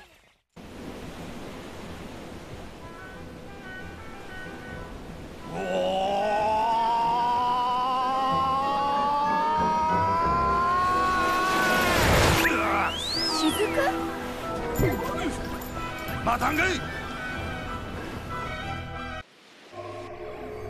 魔の王たつなきドクロメ、天変地異を呼ぶ古代魔法、本来世界の管理者にのみ許されているもの。あなたには過ぎた力でしたかな。予言の少年を始末するため与えた能力だったのだがな。申し訳ございません、女王陛下。しかしあの少年、奴にはやはり特別な力がございます。おお、自ら手を下しておきながら何の成果も上げられなかっただけでは。ホムス、これは出過ぎた真似を。女王陛下、奴は間違いなく魔導の力による庇護を受けております。おそらく賢者アリシア、その可能性も。お前に歯向かった愚かな女、現在もなお妨げとなるつもりか。しかし所詮は守護の力。賢者に守られるだけでは世界は救えません。古代の兵器として作られし魔導王の遺産、あの杖ほどの力を持たぬ限りは。グラディオンか。ええ、ですがご安心を。彼らがそれを手にすることはありません。主なき魔導の杖、消し去ることなどたやすいことでございました。まさかジャボー殿、グラディオンを消滅させたのですか？ええ、魔導の支配を象徴する遺産など長き眠りにつくべきなのです。グラディオン、我ら評議会の杖を模して人間に与えられし力だが、今となっては妨げでしかない。あの少年が手にすることはないのだな。ありえませぬ、永遠に。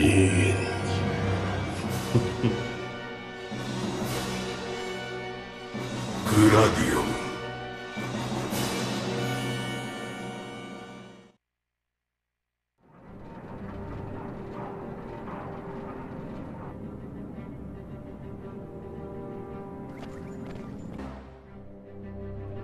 皇帝ブヒーレン様の通りだ。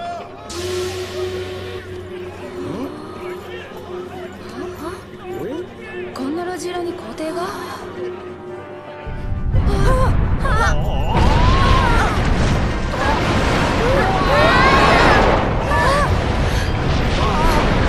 なんだ？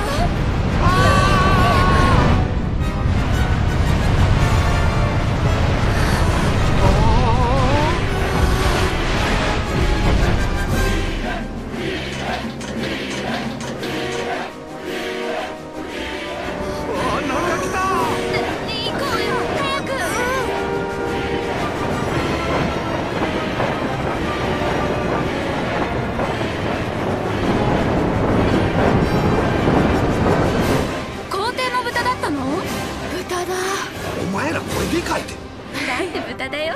豚だらけだな。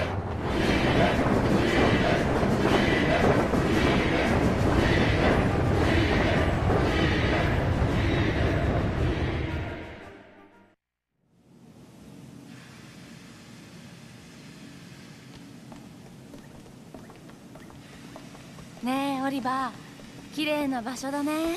うん、すごく手入れされてる。なんや、えらい高貴な感じするな。皇帝の一人や二人おっても良さそうな雰囲気や。おい、こっちだ。何やってんだ、早く来いよ。うん、本当かな。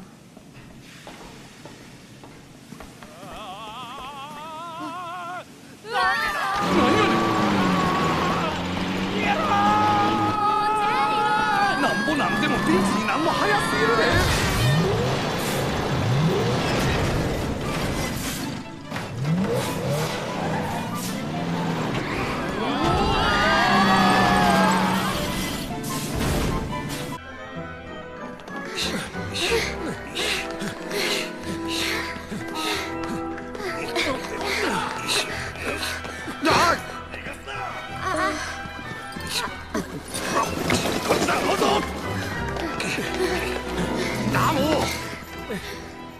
ああ、なんということだ。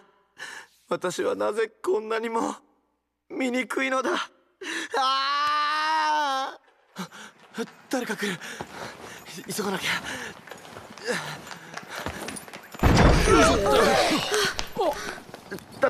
誰だ。あなたは皇帝。いかにも。私は防具帝国皇帝ブヒーデンだ。お前たちは何者だ。何しにここへ来たのだ。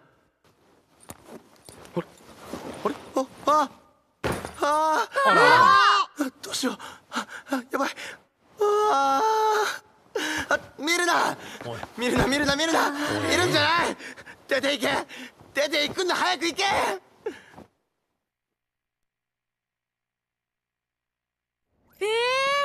皇帝陛下が賢者様？そういうことだ。お前たちは何者だ。僕たちは怪しいものではありません。お願いがあってきました。お願い？そうか。お前たちは私の秘密を知って脅迫しようと言うんだな。違います。僕たちはあなたの賢者様の力を借りたいんです。え？賢者？この私が？あなたはかつて二の国の魔法世界を治めた賢者様の一人なのですよね。残念だったね。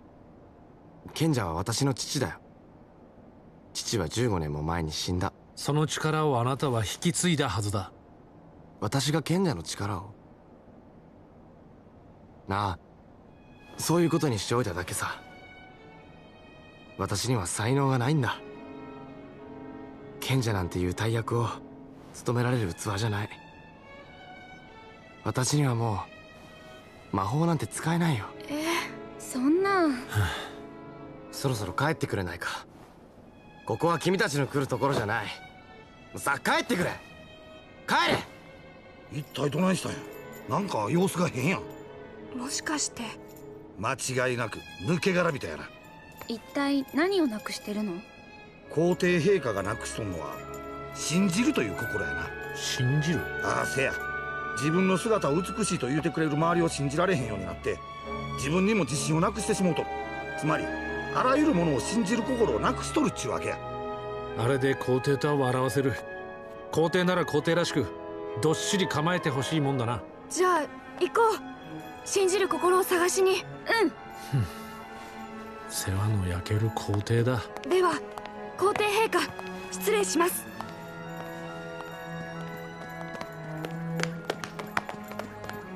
あの人どこかで。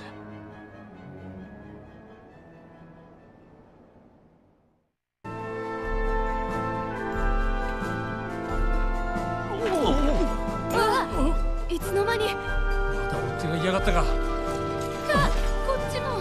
うわ、後ろもや。くそ、囲まれたか。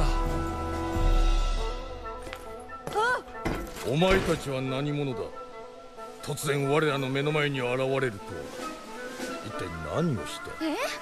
そっちこそいきなり。皇帝陛下、この怪しい者ども牢屋にでもぶち込んでおきましょうか。皇帝陛下？いや、待て。この者たちが瞬時にして現れた謎が解けておらんの。わからぬことは徹底的に調べる。それがこの防具帝国皇帝ブヒーデンのルールである。よし、私の部屋に連れてこい。じっくり話を聞いてやる。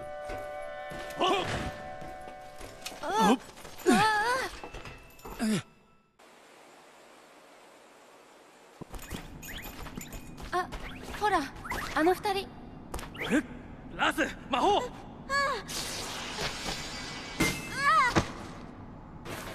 ぱ無理だよ。諦めんな。もう一度だ。ちょっといい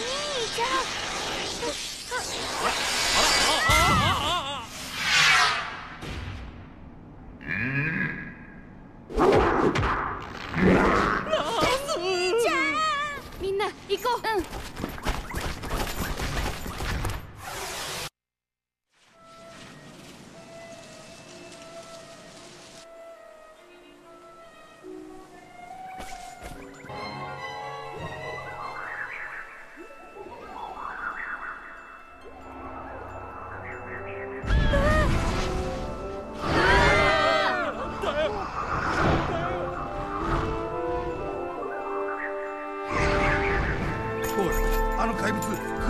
の番人とちゃうか。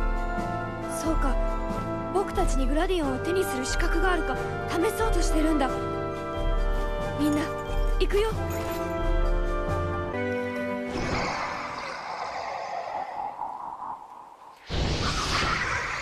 なんや、まだ倒せてないんか。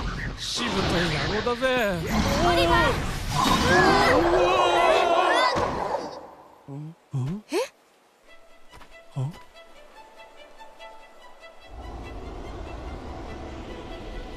ラース。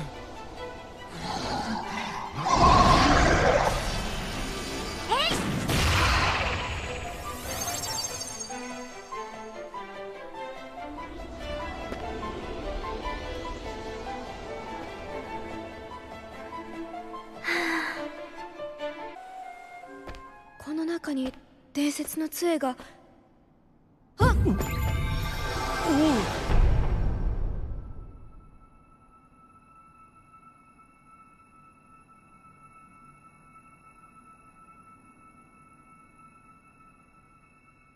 なんちゅう杖や。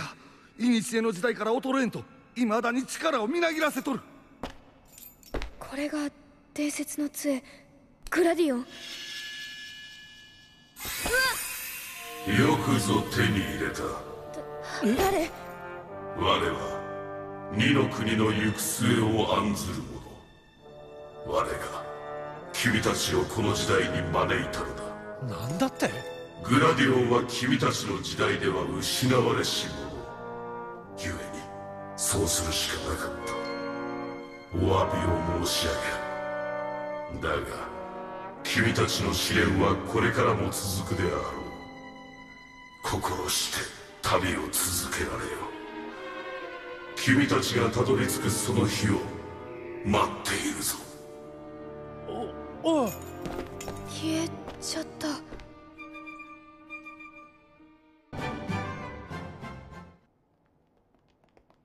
おや、皇帝陛下。皇帝陛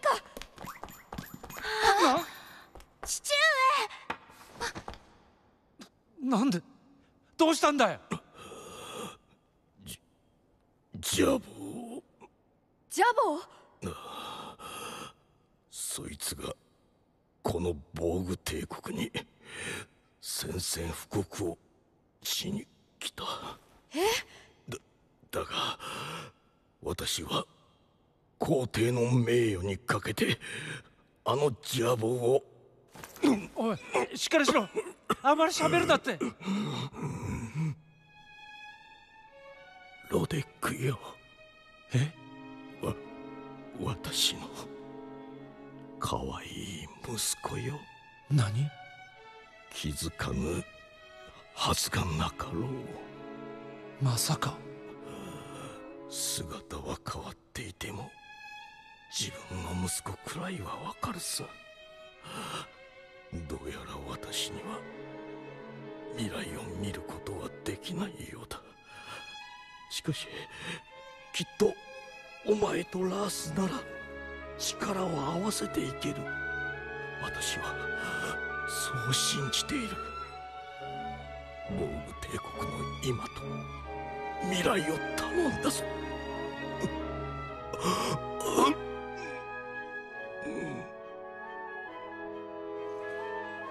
親父、おい、親父、親父。せっかく会えたのに、ここまで来たのに。俺はずっとあんたの期待に応えたいって。それなのにこんなことに。ジャイロ。しょー。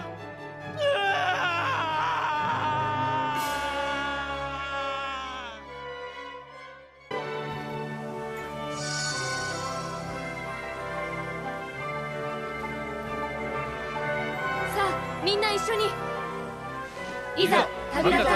我々の未来へ。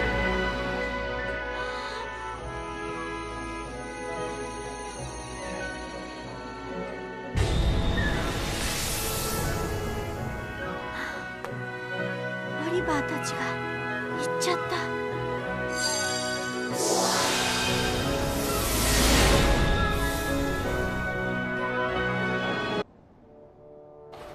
さてさて、この事態いかがいたしますかな。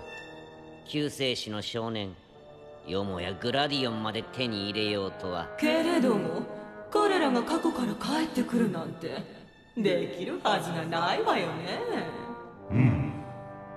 時間旅行が使えるのは一生に一度きりなんだからな。何者かが手を貸したということか。しかもかなり腕の立つもので評議会に匹敵するほどのか。おそらくそれは遥か高みに位置するもの。古において我らの魔導の杖を生み出した王。そう、私の。それは誠に恐ろしき事態ですぞ。そのようなお方が。案ずるな。いざとなれば私が出るまでのこと。女王陛下がその通り。あのお方は私を倒せぬ。なぜなら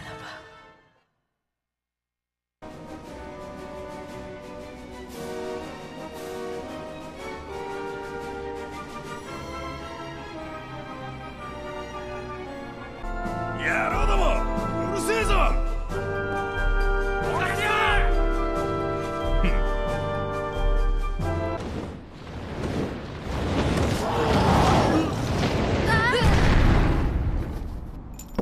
おい、なんだよ。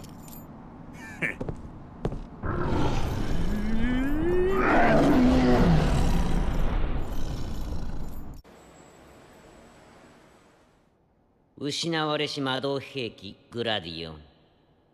彼らの手には決して渡るはずのないものだったはず。これは想定外ではありませんかな、ジャボー殿。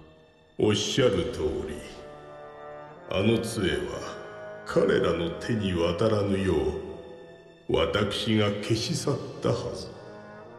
よもや別の時代で手に入れようとは。そういえばシャザール、あなた使ったでしょう。過去と交信する術を。まさか過去に飛ばされた救世主たちと接触したというの？あり得る話よ。奴らに組みして私に何の得がある。それに救世主の始末、彼に一任していたはずだが。皆様どうかご心配なさらず。策は幾重にもございます。二の国を滅びへ導く執行者として責務は果たしてまいりますと。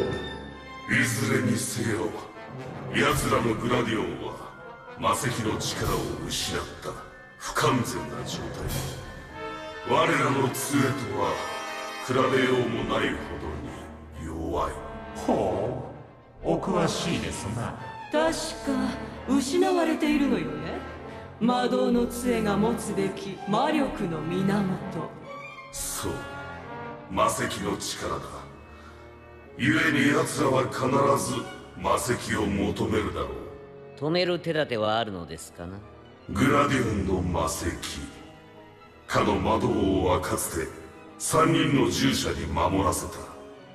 彼らを長き眠りより目覚めさせるというのはいかがですかな、女王。任せよう。では漆黒の魔導士、彼らはお前に託すことにしよう。なるほど、それは心強い。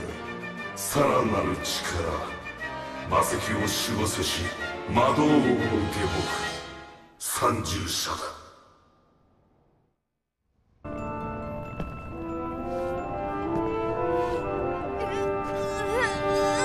ロッキー？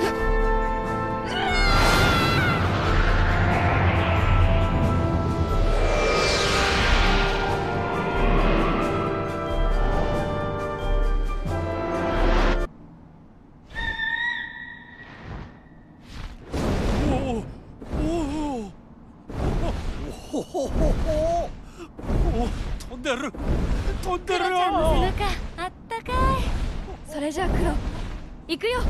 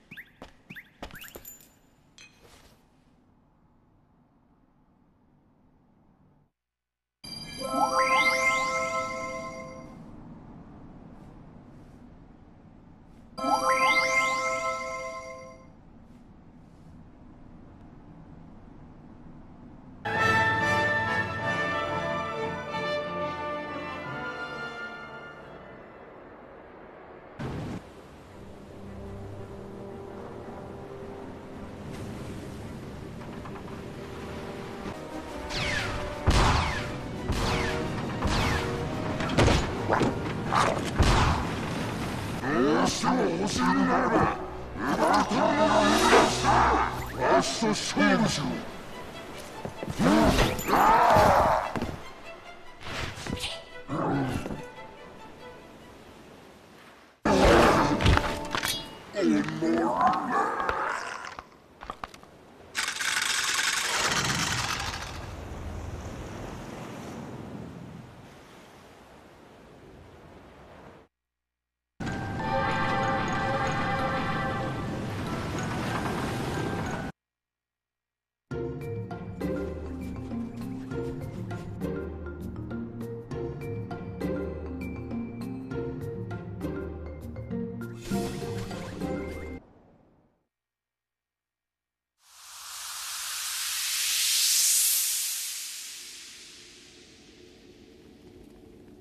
大賢者の一人アリシアか。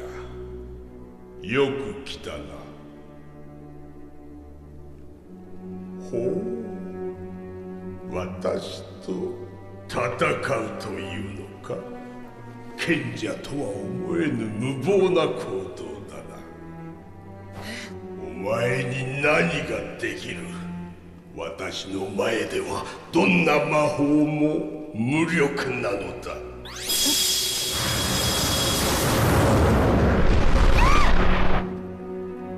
さあ、包まれるがいい。深い闇にな。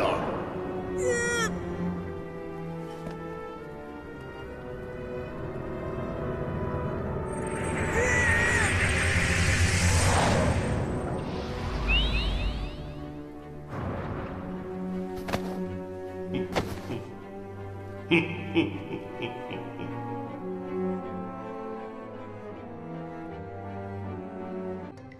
お、ほほほほ、ぬっくぬくやな。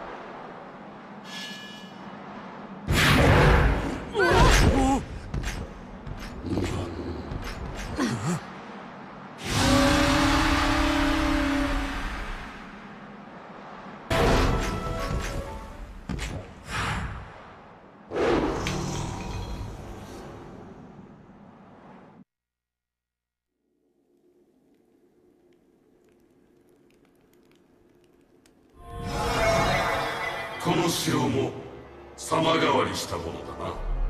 ベルダーナのルシオ。かつて栄し王国も今やこのありさま、名もなき古城に過ぎませんな。何を言う。愚者の王国は滅びる宿命だ。お前の選択に間違いはない。あなたにそのような言葉をいただけるとは。ですが評議員殿、あなたほどの方がなぜ我が城まで。思いを確かめに来たまでだ。思い？とある男の思いだ。世界を守ろうとした一人の男のな。そう、漆黒の魔導士よ。このままでは近時の行使も時間の問題。それはお前にとって不都合なのではないかな。お互いにとってこの世界の人間などもはや何の益もないはずでしょう。それがお前の答えか。ええ、必ずやお見せいたしましょう。未だ希望を抱きし人間ども、その希望が絶望に塗り替わる瞬間を。お前と同じように心待ちにしていよう。評議員殿、あなたはどこまで面白い。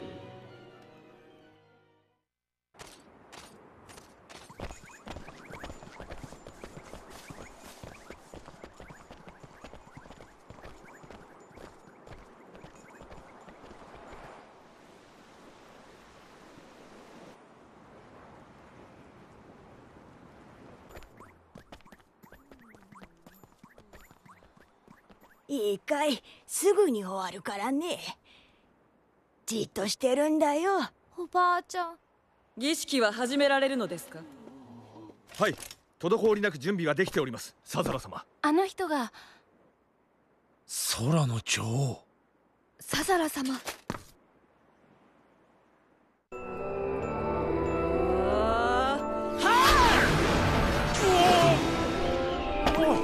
あいつは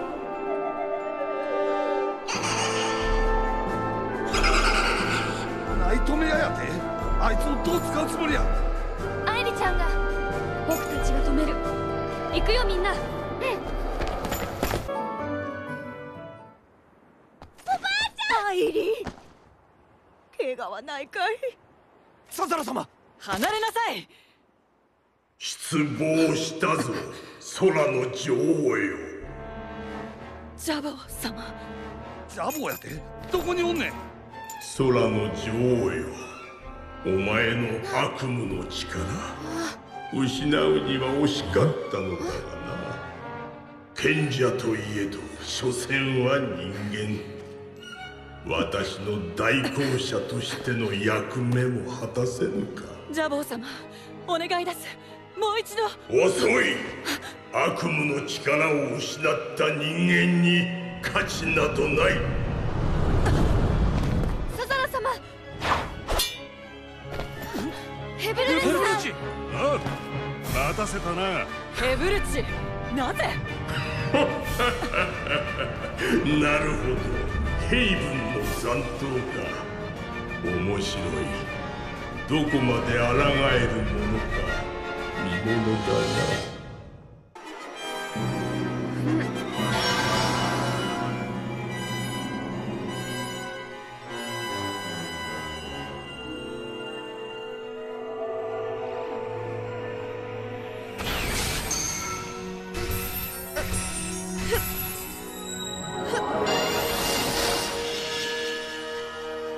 すごい。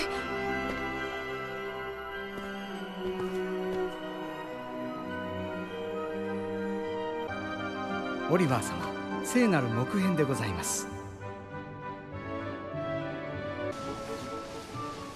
マーク。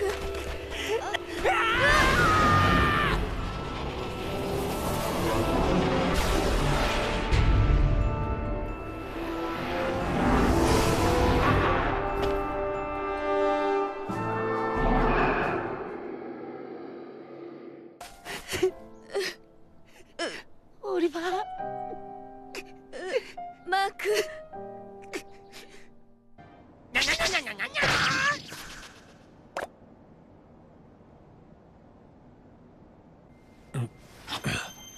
すごい。笛に力が宿っていく。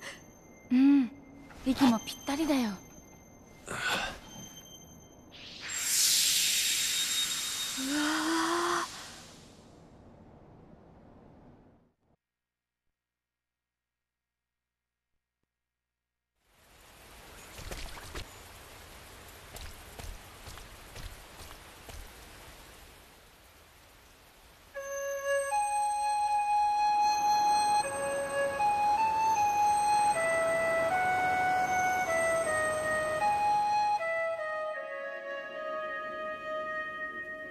聞こえる。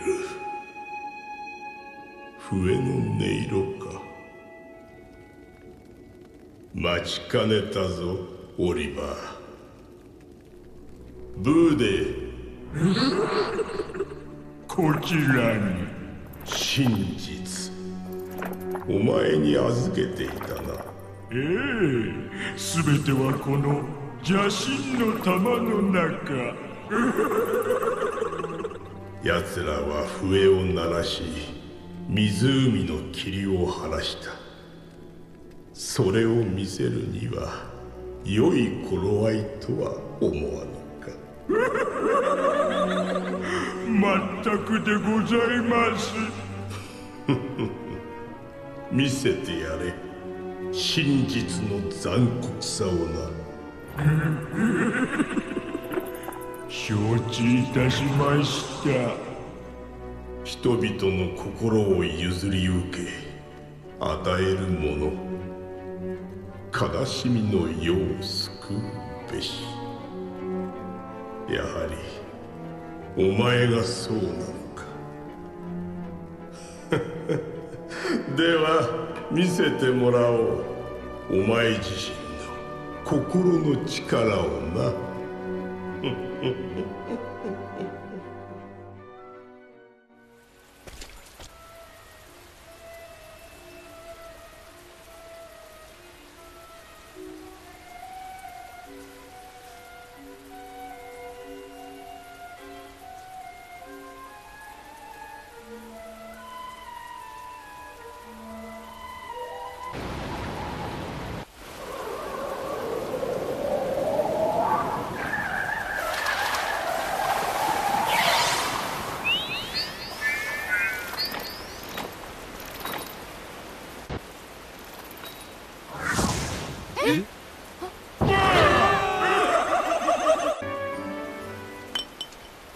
オリバー、ようやった。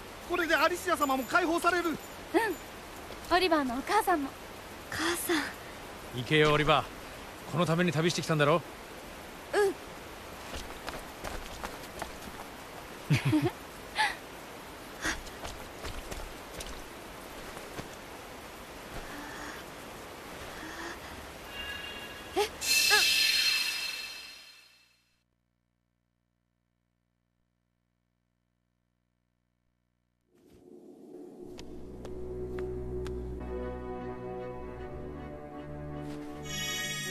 それは二度と戻れんぞ、この時代には。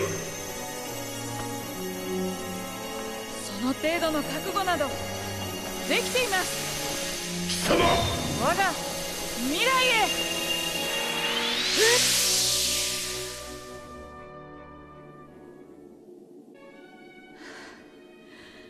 ええ、遠いところから。あなたは私が守るから。あなたなら大丈夫。みんなと仲良くね。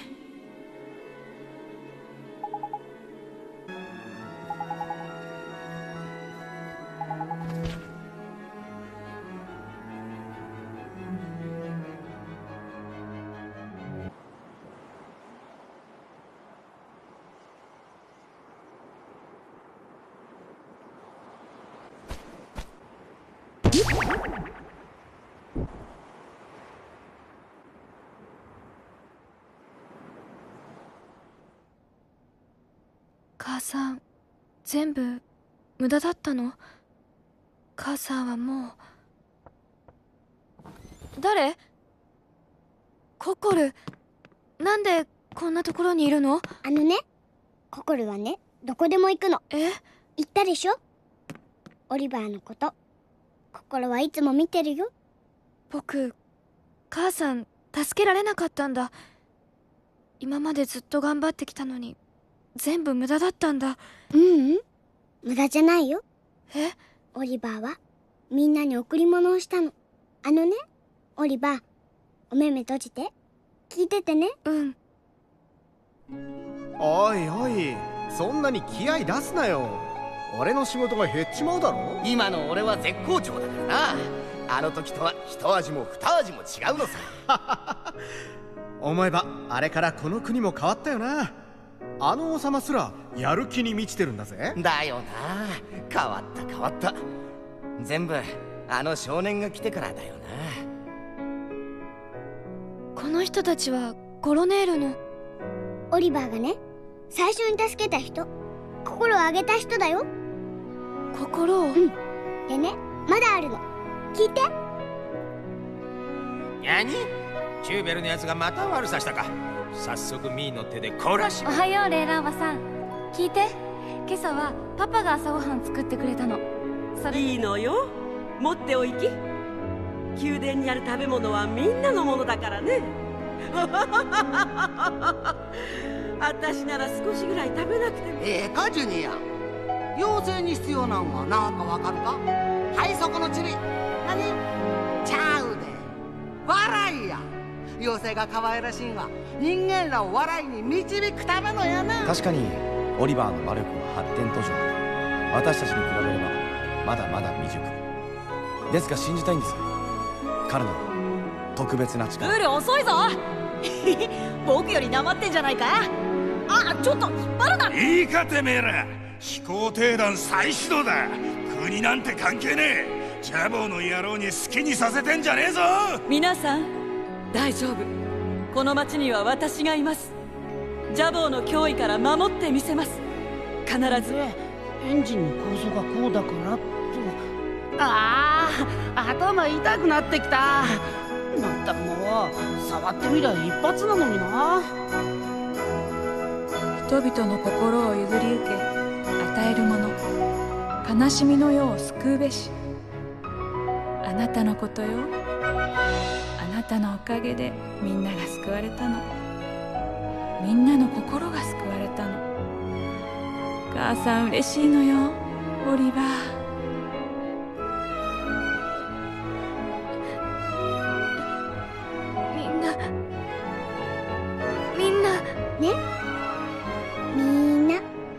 オリバーがくれた贈り物のおかげなんだよ。僕がみんなを。ありがとう、ココル。いいよ。僕行かなきゃ。みんなのところに行かなきゃ。オリバー、これがね、オリバーの心の力なんだよ。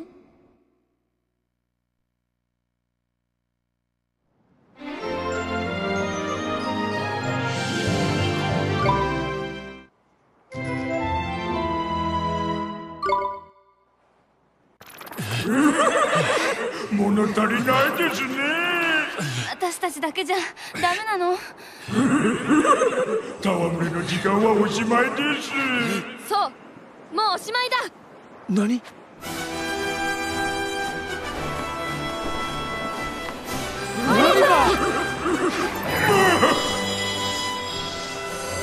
グラディオン、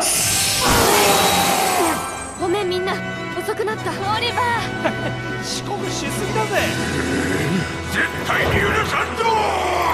ある、ジャイロ、一つにしようよ、僕たちの心の力を。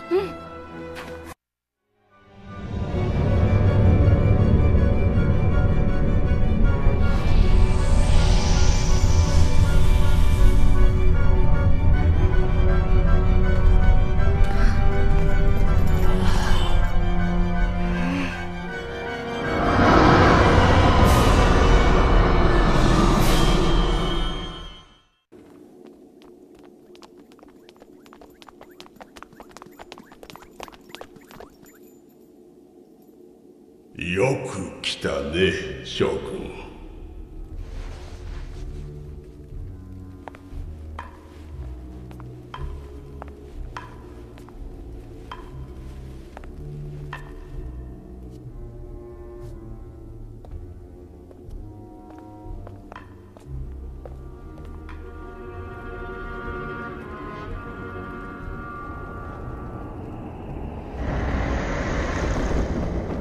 こんにちは、坊や。おお、だいぶ力をつけたようだ。しかし、私を倒せるかな？倒せるさ。お前は気づいているはずだ。私を倒せば、お前も消える。私とお前は一つなのだからね。なんだと？二の国と一の国は魂を共有する。二の国に生きる者は一の国にも生き、二の国にて死す者は一の国にても死す。二つの世界のつながりは絶対なのだから。そして私とお前は魂を共有する者。マジかよ。まさかそんな。だからこそ私が永遠なる命を手にしたおかげでお前も同じ姿で生まれ変わってこれたんだろう。感謝してもらわねばな。僕は。そうか。見えるぞ。あの魔導士が記憶の消えたお前を普通の子供として育てたようだな。所詮お前は私から生まれたのだ。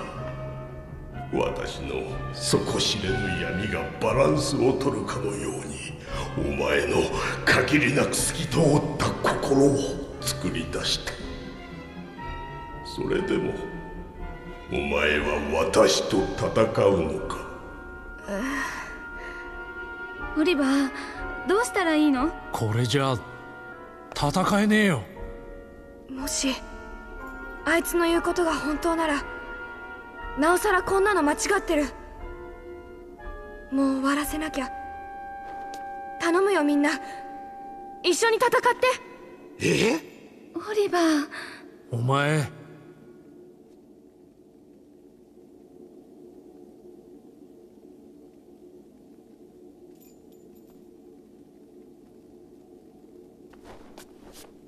もう一度言うが、私を倒せばお前も消えるがいいのか？構わないさ。ならば見せてやろう、私の世界を。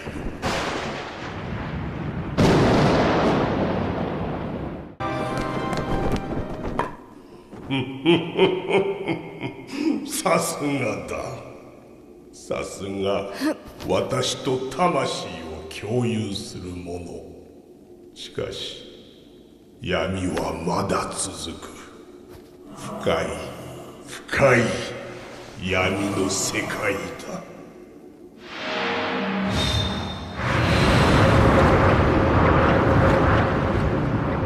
なんだ？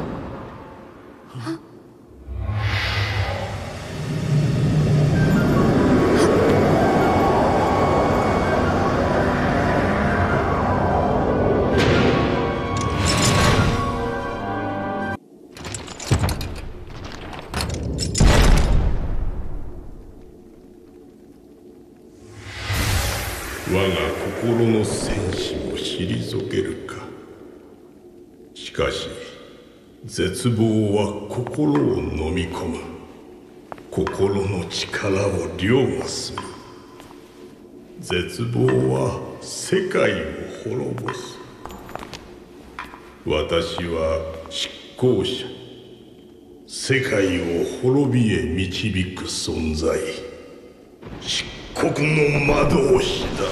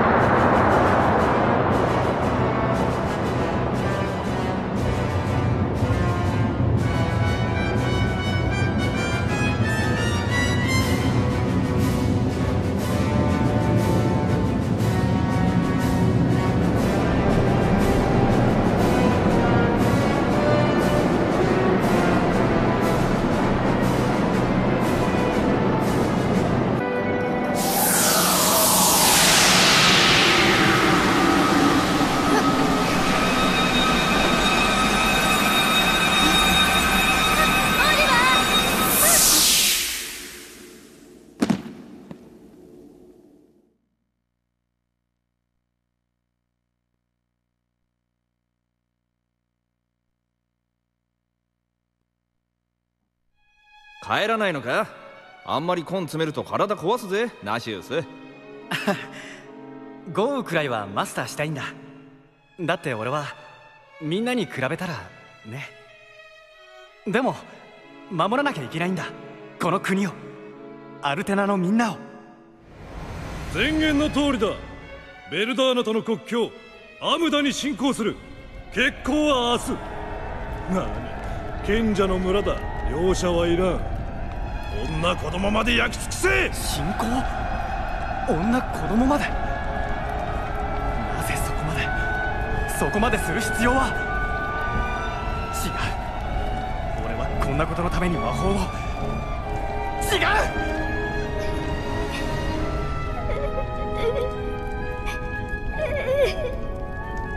この先に逃げるんだ。大丈夫、君は必ず助ける。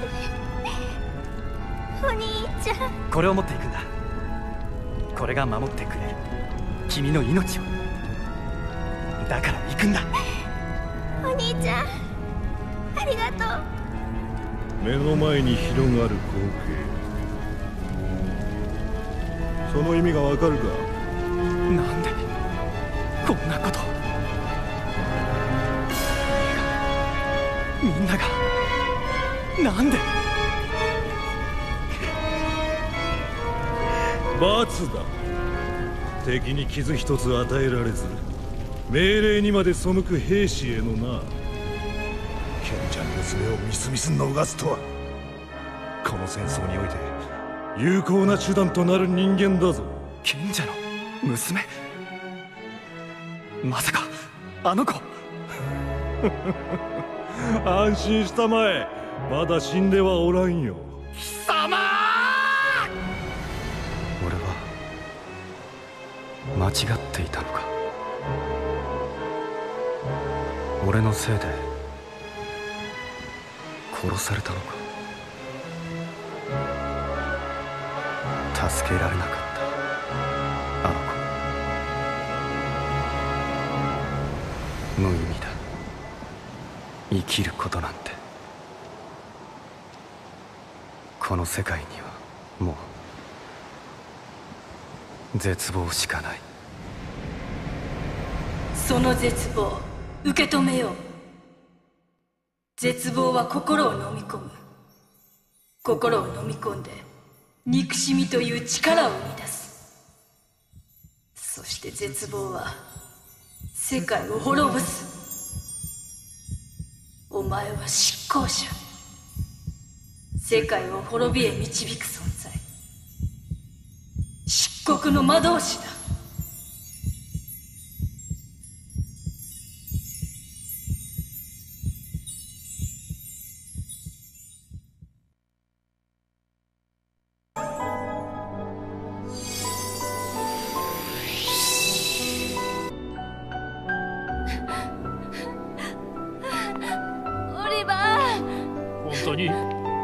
消えちまうのかよ。こんな終わり方誰も望んでへんで。なんや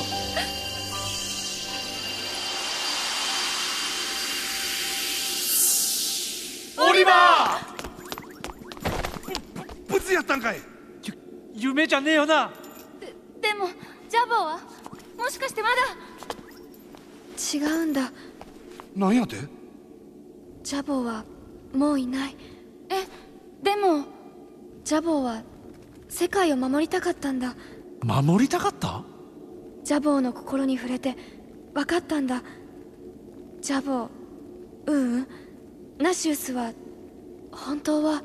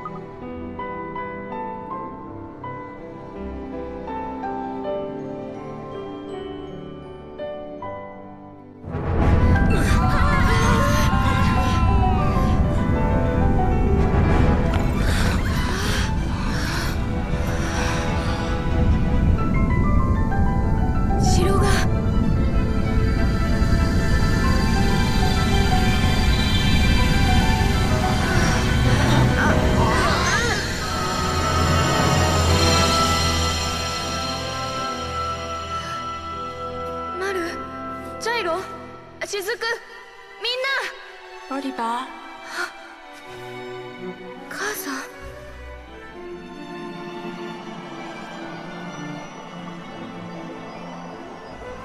オリバー、強くなったね。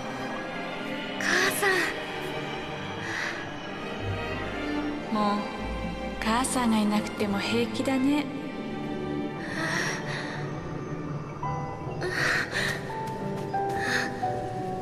母さ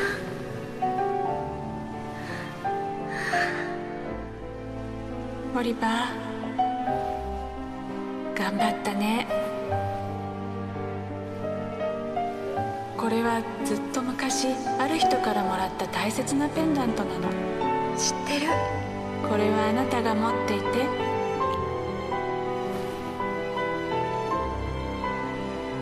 オリバー、いつまでも元気でいてね。あなたは母さんの自慢の息子よ。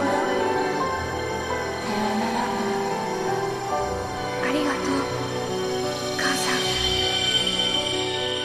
ん。オリバー。おい、オリバー、どないしたんや。大丈夫か。あ、みんなやるかい。急にしゃがみ込むんだもん。心配したじゃない。見ろよ。綺麗。まるで長い時間が過ぎてしまったみたい。終わったんだな。母さんの贈り物受け取ったよ。大切なこの命。さて、これからどうする？新しい二の国を見に行こう。ああ、ほんまの二の国の姿をな。さあ、行こう。おい、はよ来いや。楽しみだね、オリバー。なんでゆっくりしてんねん。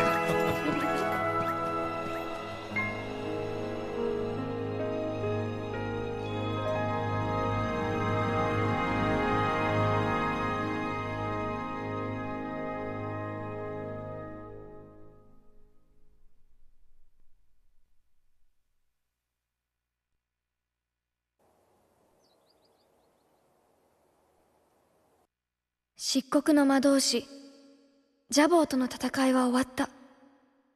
ジャボーは世界を守ろうとしていた。それが本当の願いだったんだ。その願いは叶った。終わったんだよ、ナシウス。そうだよね、母さん。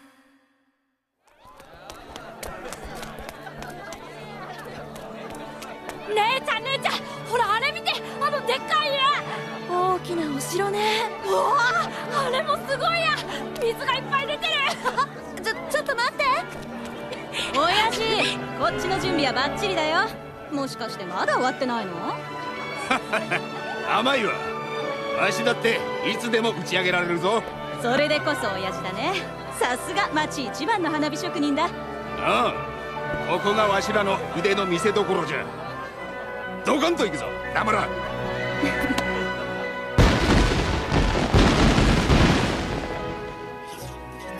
王様、式典の準備を。分かっておる。身だしなみには時間がかかるのだ。もう少し待てんのか。王様、もう時間がありません。おっと、耳掃除も忘れてはいかん。おいお前、分かった。あの耳かきじゃ。耳かき。王様。チューベル様、急いで。険しいぞマグール。奴とは先日一戦交えたばっかりだ。今日ばっかりは猫王との休戦ですよ。うわー、負けねえだ。なんじゃこの負け。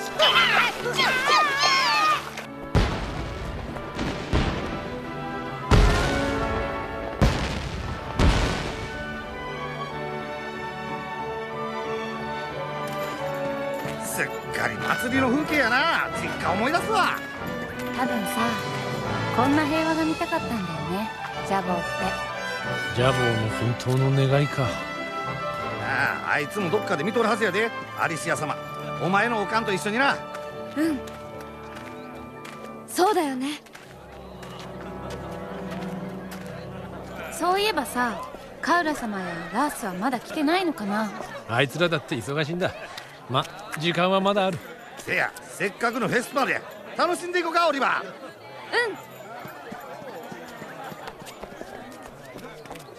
ー。行くのだな。はい、お世話になりました、国王様。これで救世主様ともお別れか。お互いパートナーやったで。あっちに帰ったらさ、シェリーとも仲良くしてあげてね。いつでも戻ってこいよ。裏街道の歩き方みっちり教えてやるぜ。みんなありがとう。またね。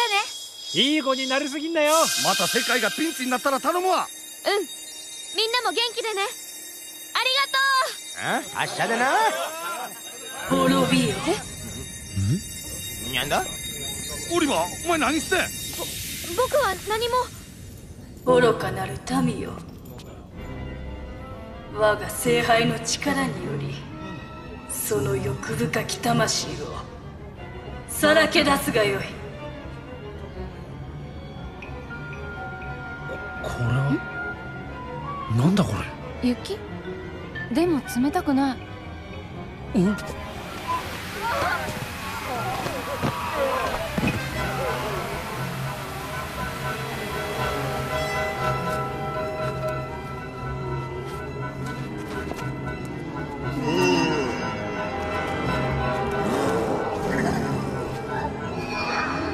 これはどないなってんの。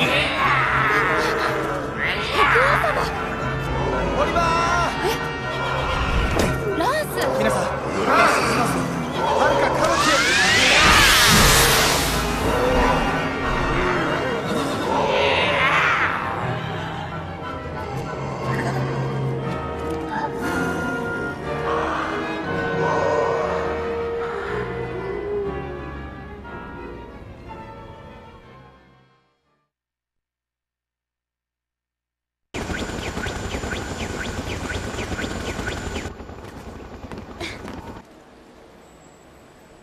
聖杯終焉の禁樹、これで世界は滅びるであろう。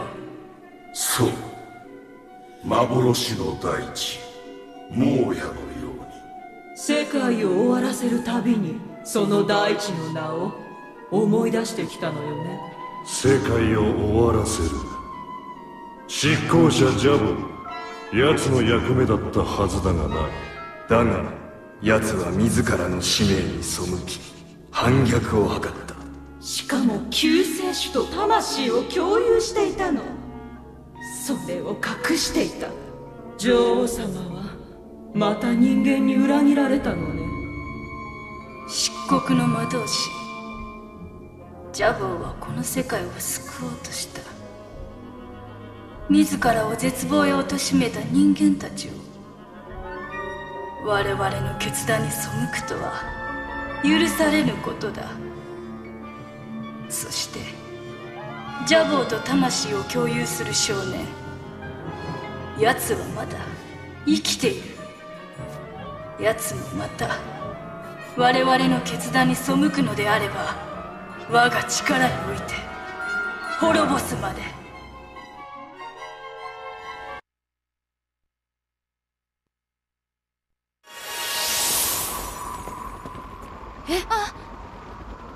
どないなっとんねんこれ。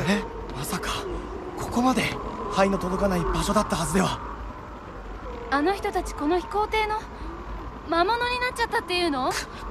やるしかねえか。そんなダメだ、戦えないよ。おい、んなこと言ってたらこっちがやられちまうぜ。ココリに任せて。おいココル、危ない。お願い、静まって。ホーリ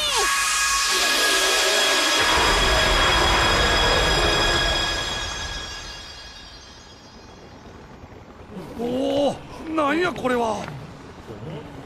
すごい、一瞬で。あ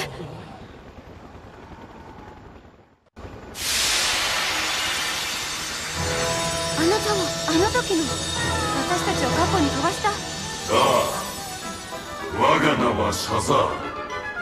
そして我らは世界を管理し行く末を決める大いなる標的エルダードゥークだ。エルダードゥーク、世界を管理。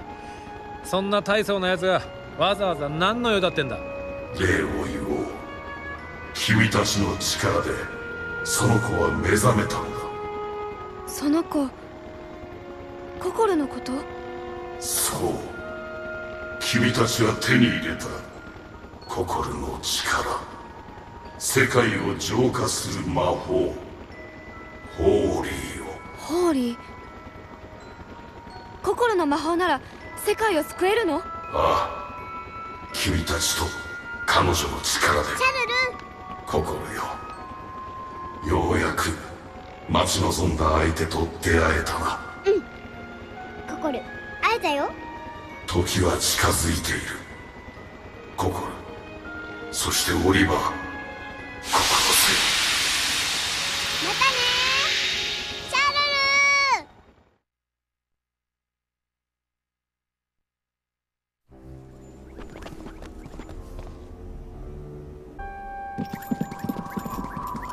見て、クリスタル。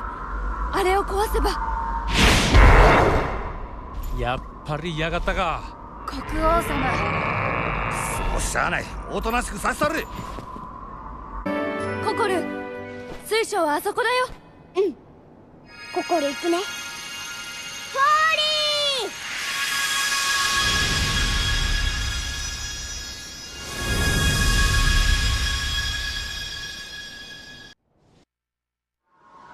黒水晶、女王陛下が生み出した聖杯の源泉、金樹の要たる存在でございます。だがそれは浄化されたのである。聖杯の浄化、人には成し得る所業です。やはり彼らは救世主なの？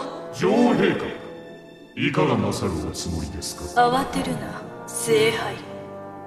あれは除却に過ぎぬ破滅への歩みがわずかに鈍っただけ。なるほど。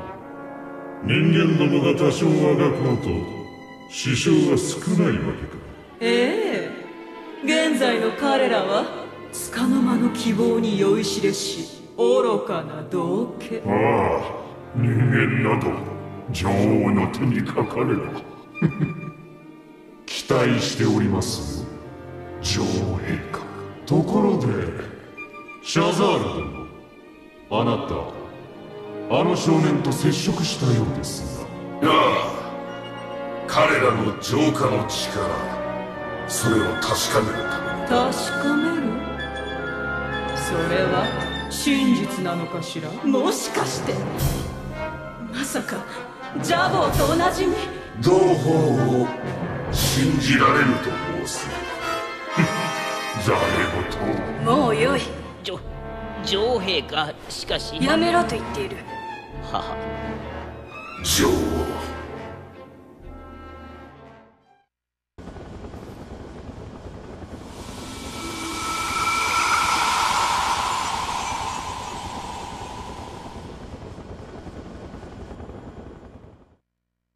ねえねえ、お父様どうして寝てるの？はい、王女様。魔導王様はとても安らかに。どうしたの？どうして泣くの？いいえ、泣いてなど。王女様はこれから魔導王様の後を継いで心が王様になるの？はい、皆が望んでおりますので。大丈夫なのかな？さて、王位継承の準備も整いましたぞ。すべてはこの12人の評議会にお任せくださればよいのじゃ。そうですとも。姫様は何の心配もいりません。おい、見てみるがいい。何も知らない心王女。あら、もう王女じゃないのよ。おお、そうであったな。失礼しました、女王陛下。お綺麗ですよ、女王陛下。本日より私たちもレイナス女王陛下とお呼びいたしますね。心、名前変わっちゃうの？はい、本日の王位継承の儀によってお名前も変わりました。国民が皆レイナス様を祝福しておりますよ。魔導王の後を継いで我が国をさらに良くしていってくださると。心、女王なんてなりたくないのに。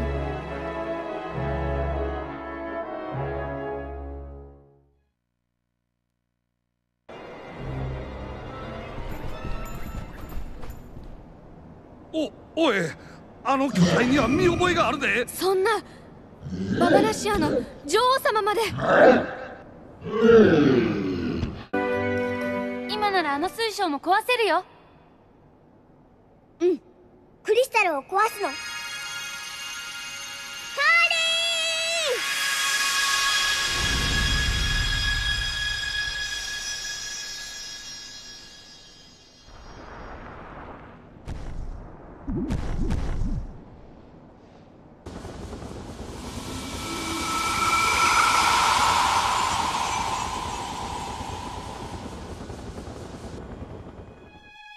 ねえ、オムス聞いて。評議会がやってること、あれは正しいの？騎士団長さんがね、話してるの私聞いちゃったの。今の王国は最悪だ。民は貧しさと飢えに苦しみ、町のあちこちで人々が息絶えてるって。ねえ、評議会の言ってることと違うのはどうして？どっちが本当のことなの？教えて、ホムス。困りましたな。女王があのようにやる気を出されてしまうと。この国がすでに私たちの手に落ちているということ、それも民に知られかねないわね。女王の議会への参加、その程度許してやろうではないか。あのような無知な小娘、これまで通り騙し続ければよいだけのこと。責任は全て女王に押し付けたままでな。ええ、それがよろしいですな。あくまで生かさず殺さずということでございますな。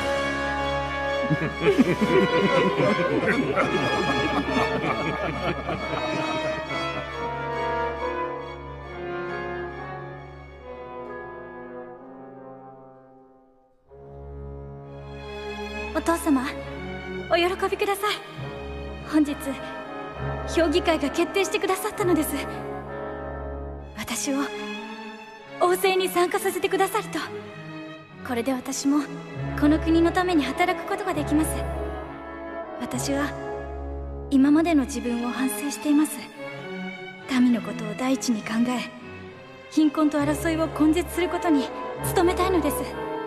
お父様、古の魔法には人々を苦しみから救い、夢を叶えるものがあると聞きます。見ていてください、お父様。人々に希望をもたらす伝説の魔法。私はそれを必ず会得してみせますから。この王国の多くの民に希望の光をもたらすために。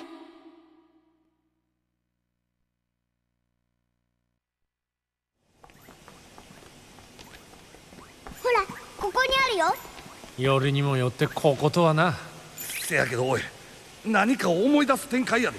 お、見てみイベリコーグ Z、 我が防具帝国の最新兵器です。メガまで魔物になってんのがどういう仕組みだよ。わかりません。でもこれなら思いっきり戦えるよね。ココロさん、あの魔法を。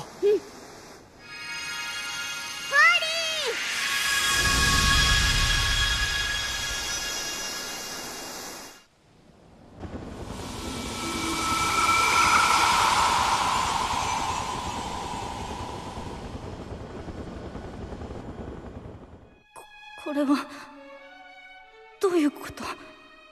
民が、王国の民が、なぜ？どうしてなの？聖杯は人々を救うはず。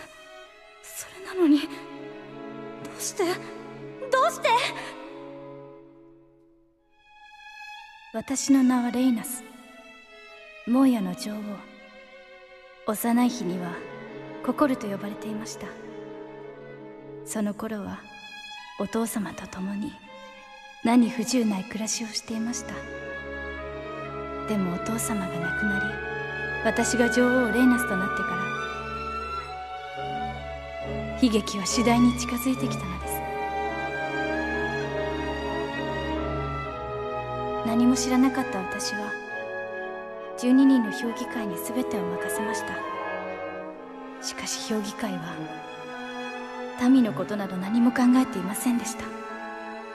平和だと思っていたこのモーヤの王国は貧困にあえぎ争う多くの民で溢れ返っていたのです。私は知りました。人々が貧しさに苦しんでいること、人々が争い殺し合っていること、そして私が彼らが決して得られぬ幸福な暮らしに溺れていたこと、私は心を改めました。人々のために尽くし争いをなくそうと努めたのです。そして私はたどり着きました。世界を救うとされる伝説の魔法、聖杯に。私は迷うことなく聖杯を使いました。この聖杯が人々の心を清めてくれるに違いないと。でも私の夢は悪夢へと変わったのです。聖杯に触れた人々が魔物となり殺し合う悪夢が何年も続きました。気の遠くなるくらい、何年も何年も。気がつくと私の周りには誰もいませんでした。あの評議会の人たちも騎士団の人たちも王宮の侍女たちもみんな私の作った聖杯のせいで死んでしまったんです。私は今一人ぼっち。でも私は死ぬことすら許されない。いずれ私は私でなくなるかもしれない。だからこの花に私の思いを託します。この花を手にしたあなた、あなたが私のもとにたどり着いてくれることを願っています。それまで私は待ち続けます。このモーヤの地でずっと。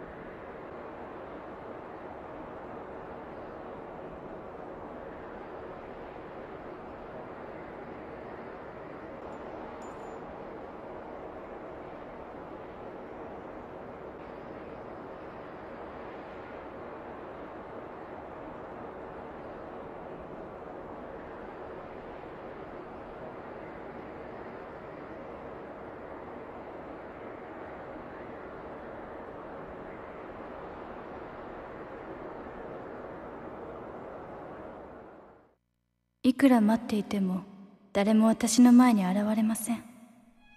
だから私は昔の出来事を思い返すだけになりました。楽しかった日々を思い浮かべて寂しさから逃れようとしたのです。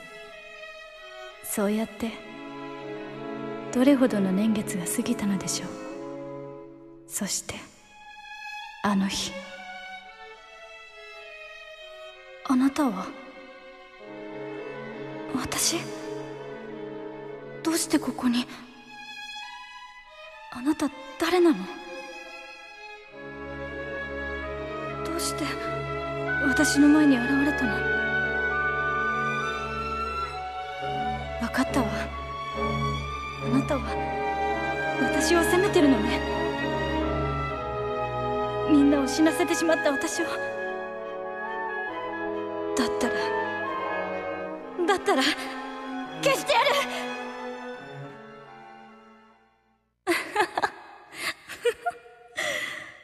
そうよ、消せばいいのよ。あの聖杯で消し去ればよいのだ。そう、我が名は灰の女王。お待ちしておりました、女王陛下。美しき聖杯により世界は一度滅びを迎えた。私こそが世界を終わらせる女王。我々が世界を管理し、何度でもやり直す、この聖杯の力で。ではこれより評議会を始める。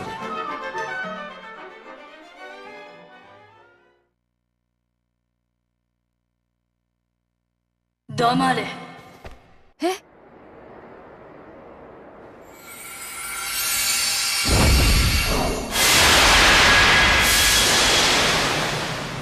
ねえ、あれ。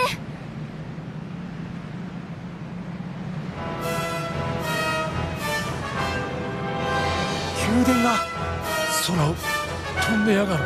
少女、またもや我々の邪魔をするというのか。レイナス、よもや美しき聖杯を消し去り、不完全な世界を救うとは。聖杯？まさか。そう、私は灰の女王。世界を管理する。世界が終焉へと向かうのは管理者としての決断。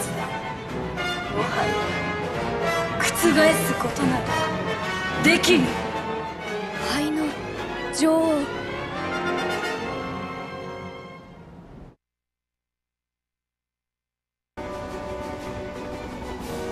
皆さん、時は来ました。これより灰の女王の宮殿に進撃いたしましょう。大丈夫、僕たちを信じて。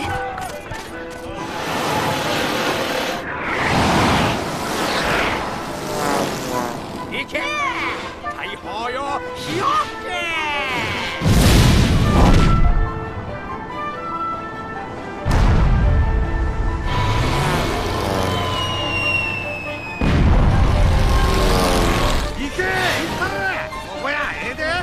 一発だ。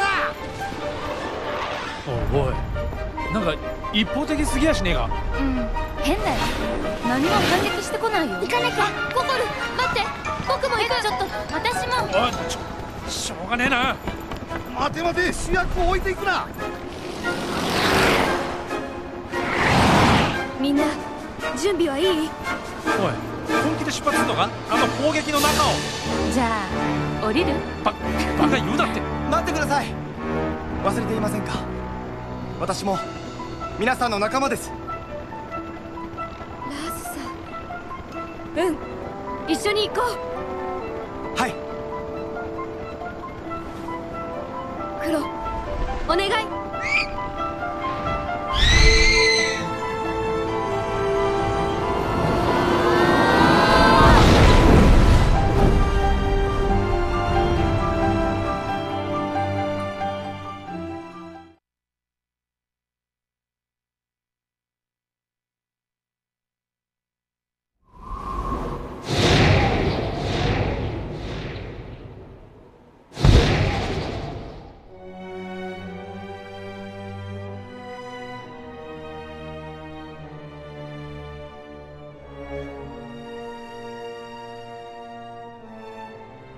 おい、あんだけの攻撃でびくともしてねえぜ。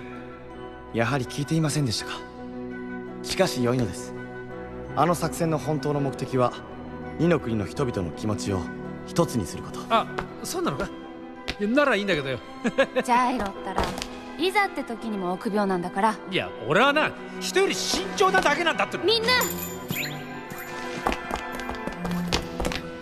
この先に灰の女王レイナスがいるんだ。レイナス、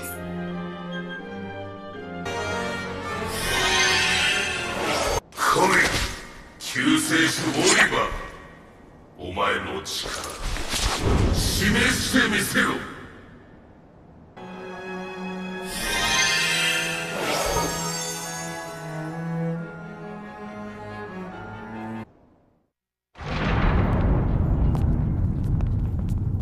これは遅いぞオリバー。あなたたちが。そう、我々が世界の管理者エルダー・ドゥークだ。漆黒の魔導士、お前の同一体であったな。奴の絶望を生み出したのはこの不完全な世界だ。だからこそ決断したのだ。この世界をもう一度終わらせると。それともお前はこの二の国が救うべき世界だと思うのか。お前は二の国の代弁者として世界の価値を証明できるというのか。さあ、こちらへ話を聞いてあげましょう。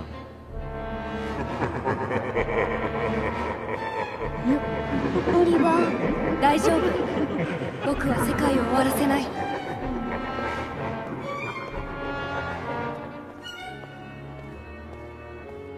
みんなこの世界で精一杯生きてるんだ。終わらせるなんて絶対にさせない。お前のような子供が何を第二の反逆者シャザールも組みした予言の少年、いかなるものかと思っていた。人間は素晴らしい生き物だ。そう、我々は世界の管理者だ。我々の決定によって世界は導かれていくのだ。違う、これはあなたの心が作り出した幻だ。消えた。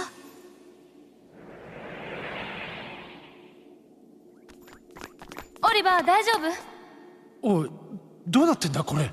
シャザールの言葉で気づいたんだ。女王は自分の世界ばかり見てるって。つまりあの評議会は灰の女王が作り出した幻。女王の強すぎる魔力が幻を実体化したんだ。いや、ちょっと待てよ。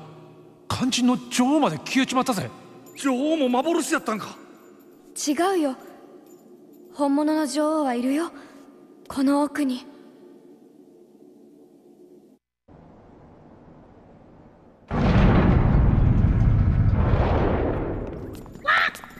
お前たち、ここは女王陛下の間ですぞ。聞いているのですか。無礼であります。オムス、もうよい。知っているのだろう。彼もまた私の記憶から生まれし幻。そう、すべては妄想だ。久しぶりだな、ココル。お前もまた私の。レイナス、どうして世界が終わらないといけないの？完全ではないからだ。人の心は弱い。私もかつて深い絶望に飲み込まれた。だが孤独の果てで私は手に入れた心の強さを、世界を作り変えるための力を。何を言うてんねん。そんなお前勝手すぎるぞ。うん、そうだよ。世界はあなただけのものじゃない。自分の思い通りの世界が作れないからって、そんな理由でみんなを消してしまうなんて許せないよ。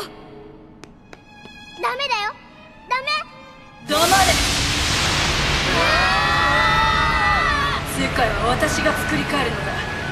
あくまで私に歯向かうのであれば、弱き心のまま苦しみ続けるがいい。永遠に。さすがは予言の少年。ならばなんやこれ。オリバー、あれ。おいおいおい、なんだありゃ。変貌してい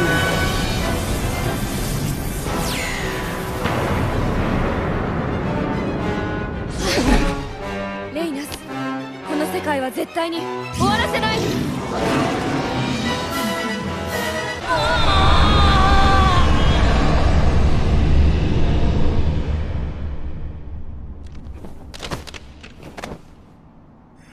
なぜ、どうして世界をやり直さなきゃならないの。それが私のなすべきこと。違うよ。やり直す必要なんてない。世界は壊しちゃいけない。みんな前に進むしかないんだ。間違ってたらちゃんと正して、そうやって前に進むしかない。辛くても投げ出しちゃいけないんだ。それが生きてるってことなんだよ。生きてる？一人ぼっちだって前に進んでさえいれば、また一緒にいたいって思う人が現れる。だからココルと出会えた。君の心の一部。そうなんでしょ？そう、オリバーと出会えた。私オリバーのこと好きだよ。ココル、前に進めばいろんなことがあるんだ。出会いだって別れだって、楽しいことだって悲しいことだって、それを受け入れて進んでいく。それが生きるってことなんだよ。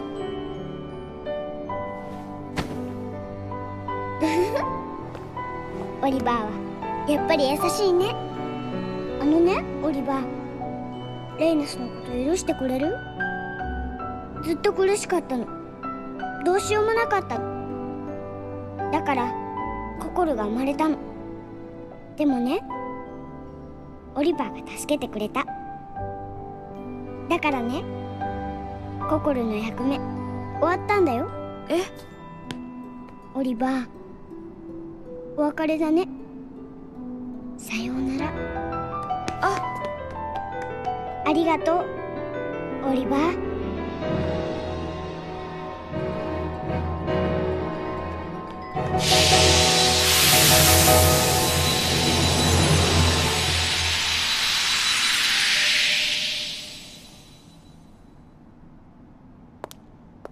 あの人が本当のレイナス。はじめまして、皆さん。私は女王レイナス。これが本当の私。あなた方には感謝せねばなりませんね。やっと本当の私に戻れた。あなたが言うように、私もやっと前に進み始めることができそうです。ありがとう、オリバー。これは世界管理評議会。それってレイナスの妄想でしょ？いえ、あれは私ではありません。まさか妄想が実体化したというのは。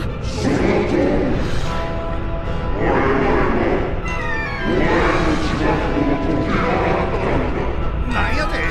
女王の立場を持っとるつもりか？つまり独立宣言。全ては私の責任です。みんなは逃げて。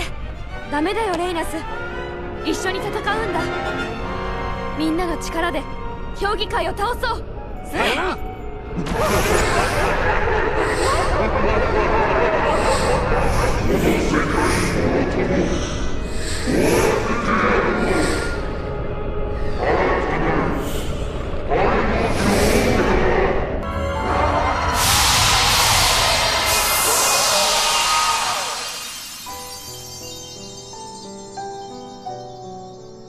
ありがとう、皆さん。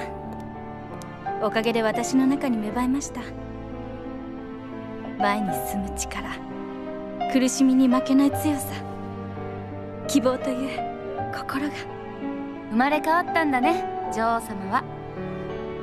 ああ、今度こそ大事にしねえとな、その新しい希望をよ。ええ、過ちを繰り返さないためにもせやな、魔導王さんもそれを望んどるはずや。お父様も。でも私は償わなければこの世界のみんなに。でもさ、できることから少しずつだよ。ええ、まずはお花を育てます。お花？この宮殿をお花でいっぱいにするんです。そしてあの頃みたいにみんなに笑顔になってもらいたいんです。そう、二の国のみんなに。レイナス、うん、できるよ。今のレイナスならきっと。はい、その時はみんなまた来てくださいね。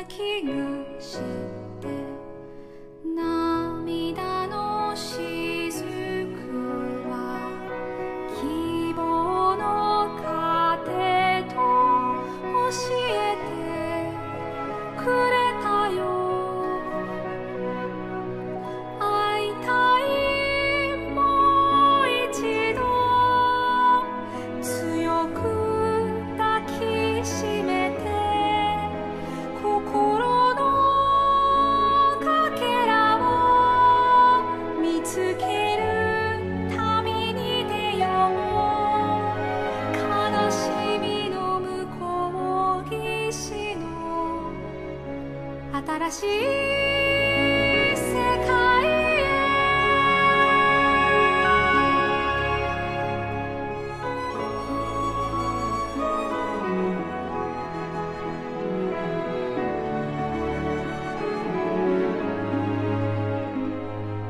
はるか昔からつながれた絆に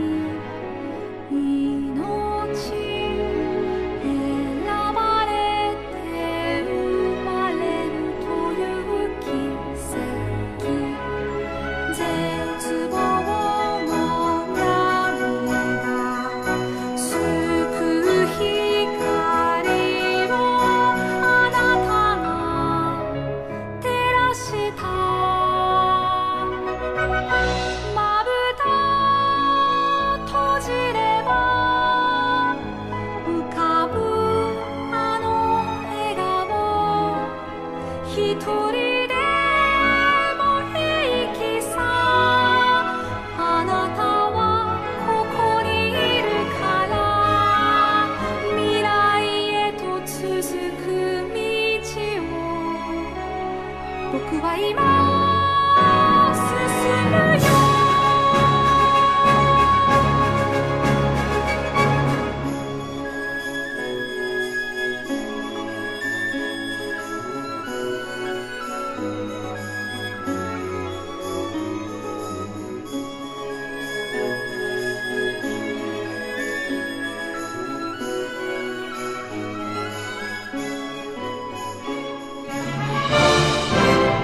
愛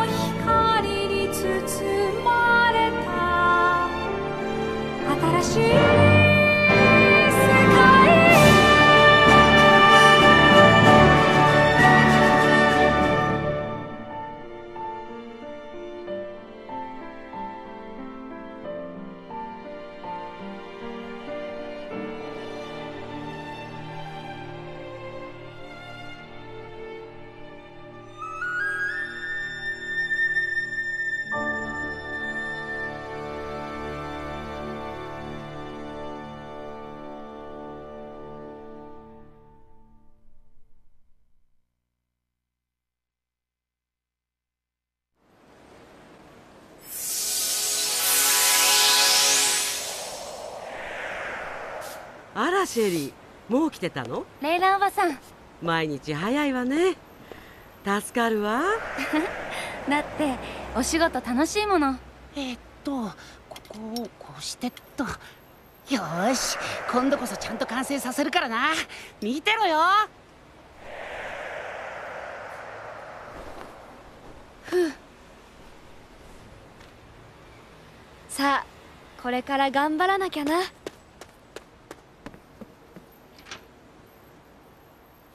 見守っていてね、母さん。